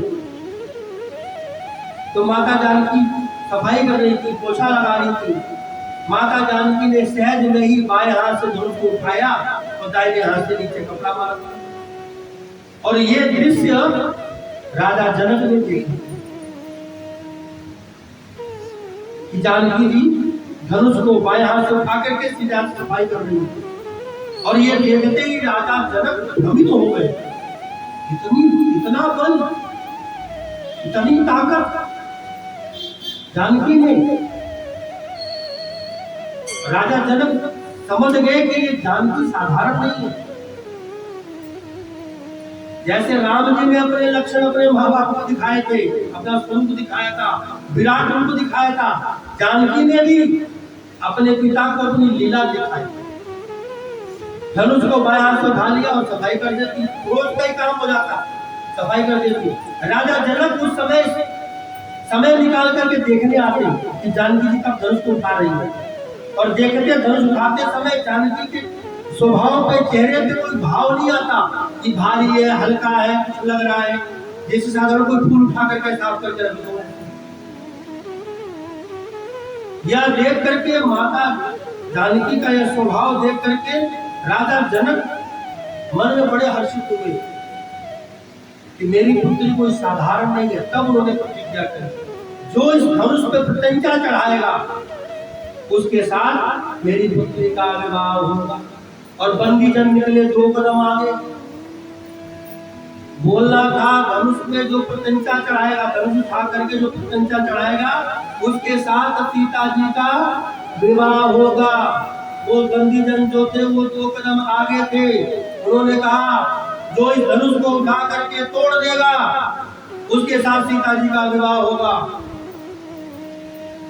अब इतना सुनते ही देश देश के भूपति नाना जो राजा महाराज आए थे सब अपने अपने आप को ठीक ठाक करने लगे, कोई मुकुट ठीक करने लगा, क्यों धनुष उठाने जा रहे हैं कहीं नीचे गिर जाए,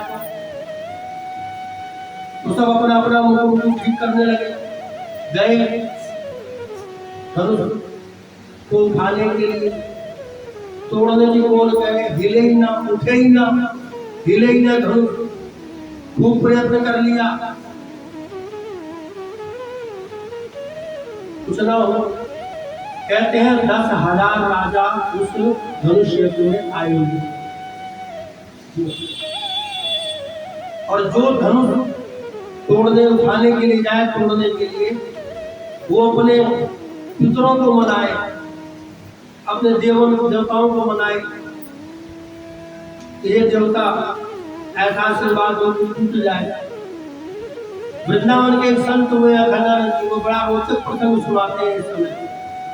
कहते जो 10,000 राजा आए थे, जो उठता वो अपने भगवान को याद करता, भगवान को प्रणाम करता, अपने देवता को प्रणाम करता कि हे भगवान कृपा करो ये धनुष मैं जा करके तोड़ दूं, मेरे से टूट जाएगा।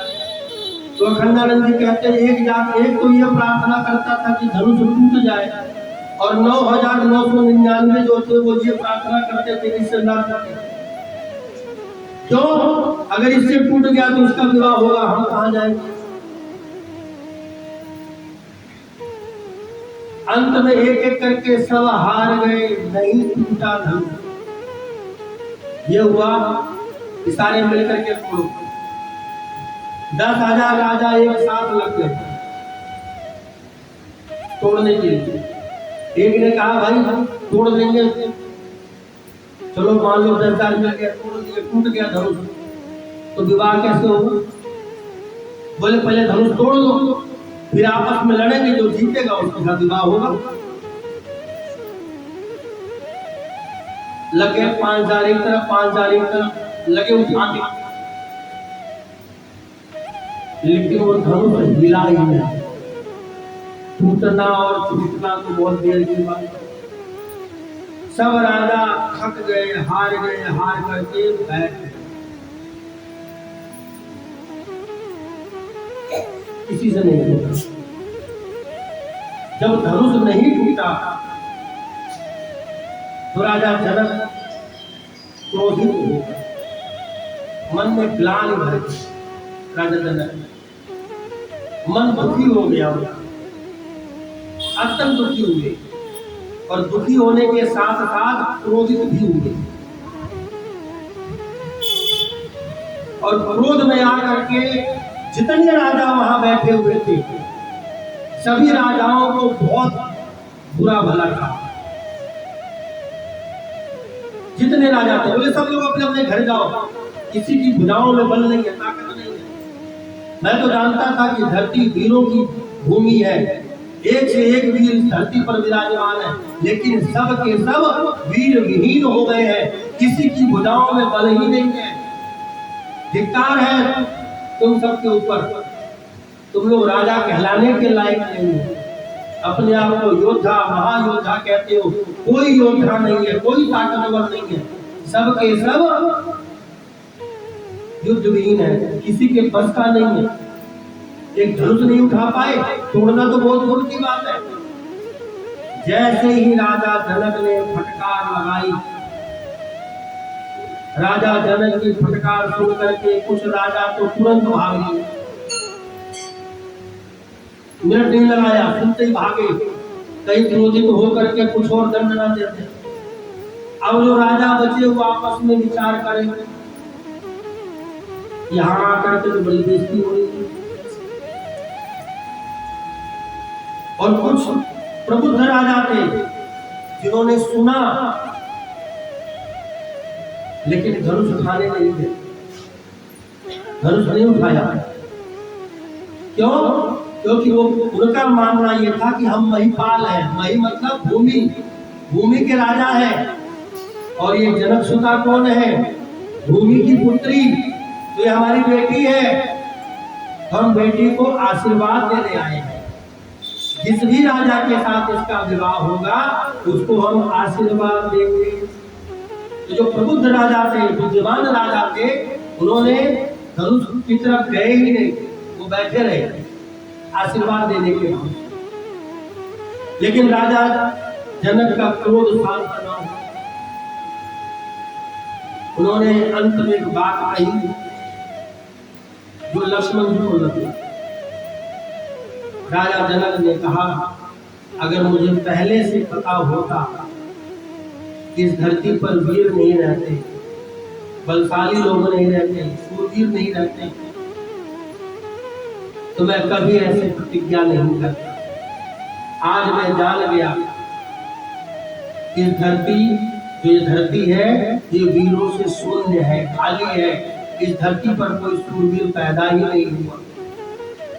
अगर मैं प्रतिज्ञा अपनी तोड़ देता हूँ और बेटी का विवाह किसी राजकुमार से कर देता हूँ, तो वचन तोड़ने के नाते मैं आत्मग्लानि से भर जाऊंगा। और अगर वचन नहीं तोड़ता तो मेरी बेटी कुंवारी रह जाएगी, उसका विवाह नहीं होगा। ये विधि ने, परमात्मा ने मेरे मुख से क्या निकलवा दिया कि मैं प्रतिज्ञा कर बैठा। और उसके बाद सभी राजाओं की तरफ निर्देश दिया, आप सब लोग अभी राजभवन खाली करने गए अपने अपने घर, किसी को यहाँ रुकने की आवश्यकता नहीं है। अब जैसे ही ये कहा, लक्ष्मण जी तो फड़क गए और लक्ष्मण जी गुस्से में लाल तुरंत खड़े हो गए और खड़े होकर के राम जी के पास इस तरफ बैठे तो उसका क्या है राम जी की तरफ। क्यों? गुरुदेव के एक तरफ राम थे, दूसरी तरफ लक्ष्मण जी थे। उठ करके राम जी के पास आए, बोले प्रभु क्षमा करना, अनुचित बात बोलने जा रहा हूँ, मैं बर्दाश्त नहीं कर सकता। और उसके बाद राजा जनक को सीधे संबोधन किया, हे राजन, बोलने से पहले ये तो सोच लेते कि यहाँ पर रघुकुल तिलक बैठे हुए हैं। कौन? भगवान राम। रघुकुल के तिलक यहाँ बैठे हुए हैं और आपने ये बोल दिया। पहले बोलने से पहले सोचते तो सही। आपको ऐसा नहीं बोलना चाहिए। और उसके बाद तीस सभा में जाकर के राजा जनक को ललकारा, कहा, हे राजन, यदि मुझे आज्ञा मिले तो अभी इस धनुष को उठा करके टुकड़े टुकड़े कर दूं, चूर कर दूं। कैसे? जैसे कोई बच्चा कच्चे घड़े को पकड़ करके तोड़ देता है, फोड़ देता है। इतना ही नहीं, उस पूरे ब्रह्मांड को गेंद की तरह उठा करके फेंक दूं, कमल की तरह तोड़ दूं धनुष को, ब्रह्मांड को निचोड़ दूं इस समय। धनुष क्या चीज है? इतने गुस्से में लाल, और उसके बाद क्रोध में बोल तो गए आवेशवश, लेकिन उसके बाद कहते हैं क्या? तब प्रताप रघुराई, अपने ऊपर नहीं, भगवान राम की तरफ बोले, प्रभु अगर आप आज्ञा दें, आपके प्रभाव से ऐसा कर दूंगा। जनक जी विदेह है, वो जानते हैं कि राम जी से धनुष टूटेगा, लेकिन राम जी को खड़ा करना है, उठाना है, तो उठाए कैसे? इसलिए ये कटु वचन बोले, और जब ये कटु वचन बोले तो लक्ष्मण जी खड़े हो गए। जनक जी मन में सोच रहे हैं जिसको खड़ा होना था वो अभी तक खड़ा नहीं, जिसको खड़ा होना था वो अभी तक खड़ा नहीं हुआ। लक्ष्मण जी खड़े हो गए, जनक जी कुछ नहीं बोल रहे, चुपचाप मन में सोच रहे हैं। जनक जी ने सिर्फ बोला और बोल के चुपचाप बैठ गए, शांत हो गए, गंभीर है। लेकिन लक्ष्मण जी तिलमिलाए हुए हैं, क्रोधित है बिल्कुल, और राम जी की तरफ देख के कहते हैं प्रभु आप आज्ञा दीजिए, बताइए क्या करो, खंड खंड कर दूं, तोड़ दूं, निचोड़ दूं? सुनने में अजीब लग रहा है लेकिन ऐसा ही बोला लक्ष्मण जी। कहते हैं इस धनुष को गाकर 7 योजन तोड़ जाऊंगा, इतना पराक्रम है, और है भी। क्यों?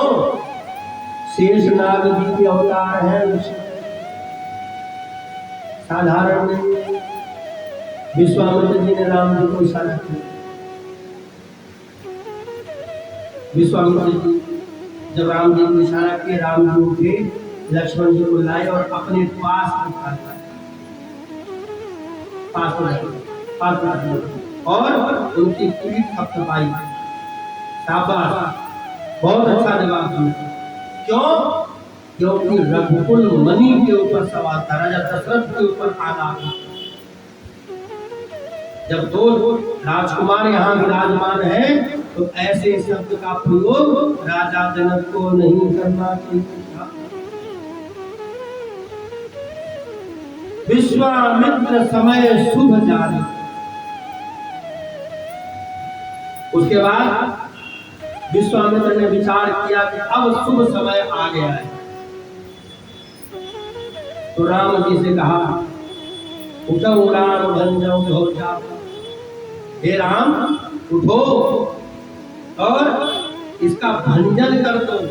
भंजन का मतलब होता है टुकड़े टुकड़े कर दो। किसका? धनुष। राम जी उठे, बिल्कुल सहज सरल होकर के, राजसी एक भी लक्षण नहीं राम जी का जब उठे हैं तो, और गुरुदेव को प्रणाम किया। इसको विश्वामित्र को मन ही मन अपने गुरुदेव को प्रणाम किया, वशिष्ठ जी को, माता पिता को प्रणाम किया, और उसके बाद सहज होकर के चले। जैसे मदमस्त मत वाला हाथी चलता है, ऐसे भगवान राम आनंद पूर्वक यज्ञशाला में जहाँ बैठे थे मंच पर, वहां से उतर करके धीरे धीरे धनुष की तरफ चले। और जब चलने लगे तो जितने नगर के पुरवासी थे, सबके अपने अपने मन के मनोभाव, जो नगरवासी थे उन्होंने कहा कि हे प्रभु, सब अपने अपने पितरों को मनाने लगे। नगरवासी, हे पितृदेव, हमने आज तक जो भी पूजा पाठ किया है उसका सारा फल आप ले लो, लेकिन इस धनुष की जो गरुड़ता है उसको कम कर दो। ऐसी शक्ति इस बालक को प्रदान करो कि राजकुमार धनुष को तोड़ दे। जितने नगरवासी थे सब हाथ जोड़ करके अपने अपने इष्ट देव मनाने लगे, पितरों को मनाने लगे। आप सब लोग ऐसी कृपा करो कि ये धनुष टूट जाए। माता वो अपने मन में देखी, बालक को भेज दी धनुष तोड़ने के लिए। सखी को बुलाया और सखी से कहा, रे कोई जाके रोको इस बालक को, ये छोटा सा बालक धनुष तोड़ पाएगा?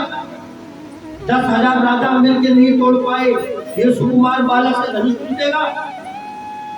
सखी ने कहा, हे महारानी शांत होइए। कई बार छोटे जो है वो बड़े से बड़े कार्य कर देते हैं, और यह तो वैसे भी चमत्कारी बालक है, साधारण बालक नहीं है। एक ही बाण में जिसने ताड़का को मार दिया, ये वो बालक है जिसके पैर में का स्पर्श पाते ही अहिल्या जी तर गई, हमारे कुलगुरु की माँ ये वो बालक है। तो आप इसको साधारण मत समझो। सारी सखियां हाथ जोड़ करके, जो अभी तक जाती थी भवानी के साथ, भवानी के मंदिर में, लेकिन पूजा खाली सीता जी करती थी, अब वो सब मनाने लगी कि ऐसी कृपा करो कि राम जी धनुष को तोड़ दे। माता जानकी ने भी हाथ जोड़ करके मां जगदम्बा से प्रार्थना कर, हे जगत जननी, आपसे प्रार्थना है, आप भोलेनाथ से कहिए, आप उनकी अर्धांगिनी है, ये उन्हीं का दिया हुआ धनुष है। और पत्नी की बात पति कभी नहीं टालेते। आप अपने भोलेनाथ से बोलिए कि वैसी कृपा करें कि राम जी के हाथ से धनुष टूट जाए। उसके बाद गणेश जी को मनाने लगी कि हे गणपति महाराज, आप तो सभी विघ्नों के हरता है, हमारा ये विघ्न भी हर लो। और उसके बाद उस धनुष की प्रार्थना करी कि हे धनुष देव, आपसे मेरी विनती है कि आप हल्के हो जाओ। कितने हल्के? फूल से भी हल्के। क्यों? क्योंकि थोड़ी देर पहले कहा था, जब फूल तोड़ रहे थे तो माथे पे पसीना आ गया था। तो माँ जानकी के मन का भाव कि जब फूल तोड़ने में इनको पसीना आ गया, तो धनुष तो भारी है, धनुष उठाएंगे कहीं शरीर न थके, इसलिए माँ जगत जननी ने भी प्रार्थना करी कि हे धनुष महाराज, आप इतने हल्के हो जाओ, इतने फूल से भी, सुमन से भी हल्के हो जाओ, जिससे राम जी के द्वारा यह धनुष टूट जाए। पूरे नगर के नर नारी जितने थे, सब के सब कोई अपना इष्ट मना रहा है, कोई अपने पितरों को मना रहा है, कोई अपने देवताओं को मना रहा है, कोई अपनी देवियों को मना रहा है। सबके मन का एक भाव कि राम जी धनुष को तोड़ दे। राम जी धनुष के पास पहुंचे, उसकी परिक्रमा करी धनुष की, और धनुष की परिक्रमा करने के बाद मन में यह भाव आया कि यह भगवान शिव का धनुष है, तो भगवान शिव को भी प्रणाम किया। ये भोलेनाथ, मुझे क्षमा करना, आपकी हर वस्तु मुझे प्रिय है और मैं इसको तोड़ना नहीं चाहता, सिर्फ इस पर प्रत्यंचा चढ़ाऊंगा। लेकिन गुरुदेव ने आज्ञा दी है, भंजन करना है। तो हे प्रभु, मेरे अपराध को क्षमा करना। भगवान शिव से प्रार्थना करी, भगवान मां, और प्रार्थना करने के बाद धनुष के पास गए और वहीं से पलट करके लक्ष्मण जी की तरफ देखा, और जैसे लक्ष्मण जी की तरफ देखा, लक्ष्मण जी तुरंत खड़े हो गए और अपना सीधा पैर जोर से धरती के ऊपर मारा, धरती को दबा दिया। अब जितने नगर के वासी थे सब हैरान, धनुष तो वहां टूटना, ये क्यों उछल गए? धरती पर पैर क्यों, पैर जोर से पटका, क्या कारण है? पैर क्यों पटक दिया? और उसके बाद लक्ष्मण जी जोर जोर से सांस लेने लगे, जैसे धरती को दबा रहे हो। अब हुआ क्या था पहले ये सुनो। जनक जी सीता माता के पिता हैं, लेकिन सीता पुत्री किसकी है? धरती माँ। सीता धरती माँ की पुत्री है, उनकी बेटी है। जब स्वयंवर हुआ और धनुष को तोड़ने के लिए जितने भी राजा आए, वो आ करके धनुष को उठाना चाहता, लेकिन धनुष को पकड़ा किसने था? धरती माँ ने। धरती माँ ने धनुष को पकड़ करके रखा था। लक्ष्मण जी ने धरती माँ से बोला था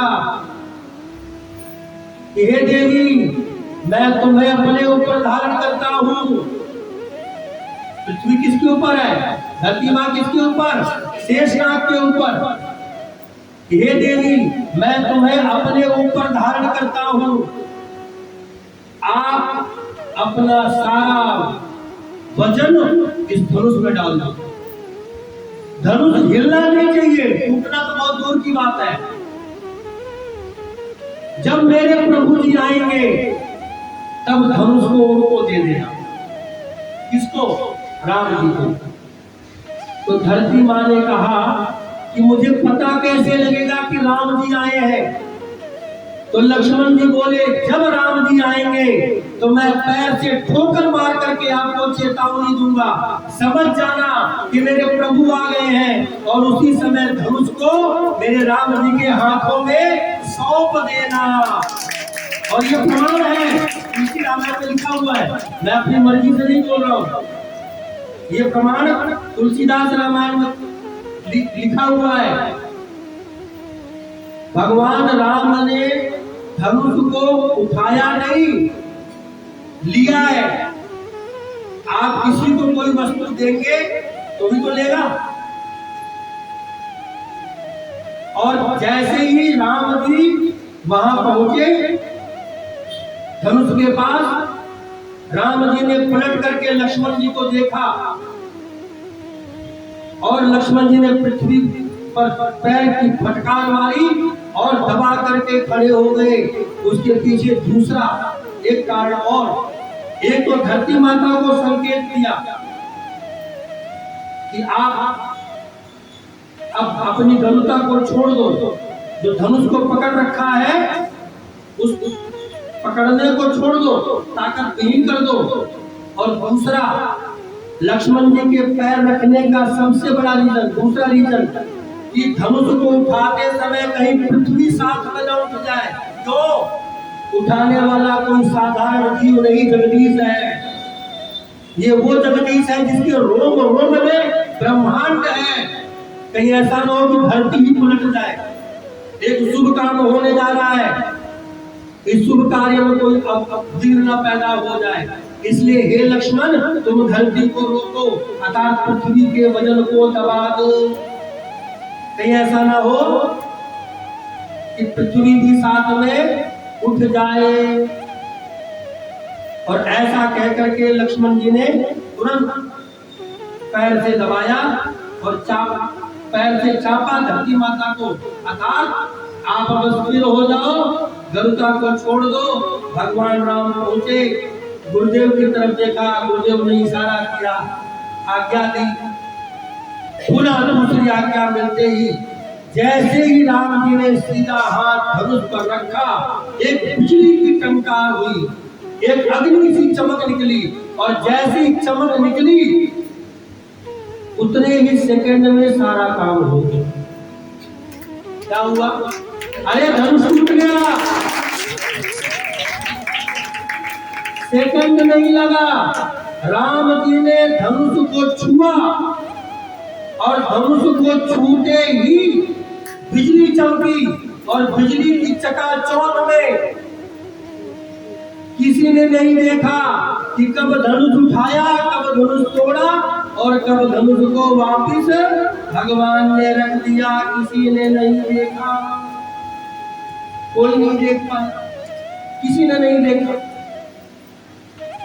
बिजली चमकते ही सब बिजली की चमक को देखने लगे, और जब तक चमक से आंख हटी तब तक तो धनुष टूट चुका था, और दो खंड करके राम जी ने अपने हाथ से धनुष को नीचे रख दिया। अब जितने सभासद थे वहां पे, नगरवासी सब तो ताली पीटने लगे।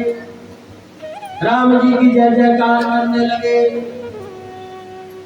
दशरथ जी की जय जयकार करने लगे, गुरुदेव विश्वामित्र की जय जयकार करने लगे। लेकिन कुछ खली राजा, दुष्ट राजा, वो आपस में विचार है, कोई नहीं, बालक भी तो है, होने दो विवाह, जैसे बाहर निकलेंगे लूट लेंगे। अब लक्ष्मण जी के कानों में आवाज नहीं, का बोल कौन रहा है, और इतने चतुर बोले, लेकिन सामने ना बोले, पीठ पीछे बोले। लक्ष्मण जी ने क्रोधित होकर के देखा, राजा लोग आपस में फुसफुसाए, और जैसे धनुष टूटा, राजा जनक का मन जो था वो हर्षित हो गया, आनंदित हो गया। कहते हैं जिस समय भगवान ने धनुष को तोड़ा, जनकपुरवासी तो प्रसन्न हो गए, लेकिन उस समय उस धनुष के टूटने से, टंकार से जो आवाज पैदा हुई, उससे पूरा ब्रह्मांड कांप गया, पूरा ब्रह्मांड हिल गया, इतनी तेज आवाज हुई धनुष के टूटने से। ऋषियों मुनियों ने तो अपने कान तक बंद कर लिए।